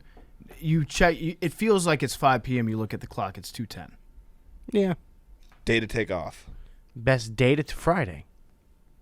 and best time to take a dump. Best time to take a dump right after breakfast while the crew's setting everything up. Oh, that's smart. That's what I Come did. out, everything's set up. Yeah. Wow. Good answers. What's the worst time to take a dump? Ooh, on an emergency. Right after Jerry. On the train. Yeah. Yeah. Yeah, that's true. Yeah. That's probably one of the worst times you could. Yeah. Or on an airplane. Yeah. Airplane Oh, dumps are man. pretty bad too. Yeah. Yeah. All right, last one. Jerry, when is it okay to snap back at your foreman?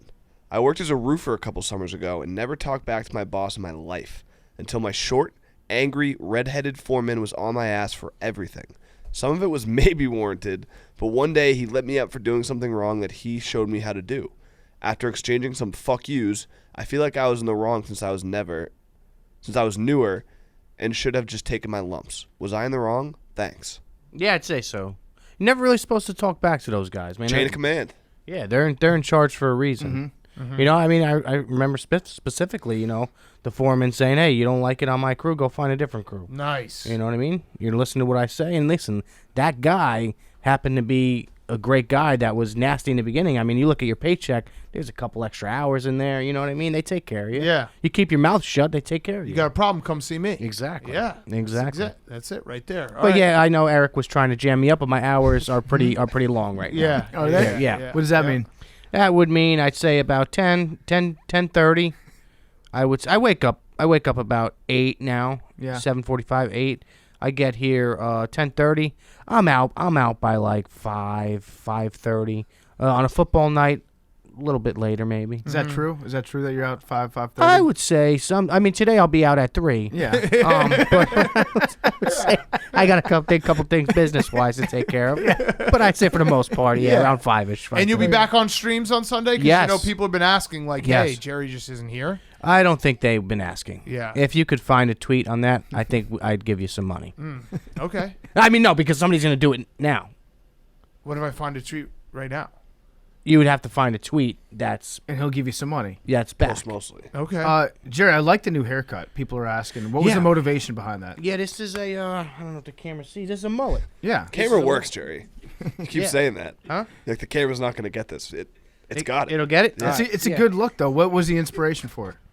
I'll tell you what, a couple years, not even a couple years ago, about a year and a half ago, I had long hair. I had hair down to like the back over here. Yeah? Yeah. You And, got any pictures? Yeah, I mean, I got a couple. I want to see some shaggy Jerry. Yeah, I got I don't know. It'll take me maybe a couple minutes to look it up. You're looking at something? Let me see that. I was say right there. Read it out loud. Let me see. I gotta read it. This is Where's Jerry Been on the Streams? Kenny. What the hell? It's today, Dan. I have a burner account to get in Jerry's spaces. So I just made it Kenny Pickett is the avatar, so it'll let me talk. Hey, what do you think? You have burner? Well, no, this was just for copyrighted Oh, music. okay. Yeah. But like, what is your? I always want to know. no, like, I do not have. I don't either. But I've got a burner account. Why though? I started because it's so much fun. Yeah, but like, are you like harassing people? or something? Sometimes. You should never do it. Yeah. No, yeah, Never make a God. burner, right? No. Never make a burner. No. But it's fun. It's very fun. I know, but I don't know. I was thinking about debating doing it, but then You don't. You. Yeah, you don't need a burner. I would You're- suggest that you don't make a burner account. Mm-hmm. My burner account, I wasn't harassing people. I was just using it to get some takes off that maybe I felt like I used to be able to get off that now I can't get off anymore. Gotcha. You know, just kind of like a throwback, just for me to enjoy. But you're like you have burner energy as a person, so you should just stay. You know what I mean? Yeah. I got Like- myself in trouble a few times already here. Yeah, but that's okay. How are the dogs doing? Good. I actually just ordered this new collar for Paul. It's Polly a Peppers? Yeah, it's a shock one. Oh yeah, because Polly Pepper's a barking a bad lot? dog. Yeah, it's not the best dog. I'll Yeah, tell you Jerry that. tweeted that out. He's like, look at like 1 year ago today, Polly Peppers, and then replied to his own tweet being like, turns out Polly Pepper's a real dick. His Do you have French any? bulldog. You got any new litters coming out? No, I'm done, man. That's harder than raising a kid, man. Yeah. Can you explain the methods, like how you'd raise these puppies? How Yeah. would you? How'd you get him to fuck? Yeah. So pretty much you wait till the bitch is in heat, and her period will turn from a dark red to a really light red, almost pink. Yeah. And then from there you have the male go sniff her out, and then you fucking, you do your thing with the male. Wait, you do? I do, yeah. You jack him off? Yeah, once he's he's up there, he's ready to go. He's smelling, he's sniffing, he's horny. Yeah. So he's like fake humping. He's not having sex with her.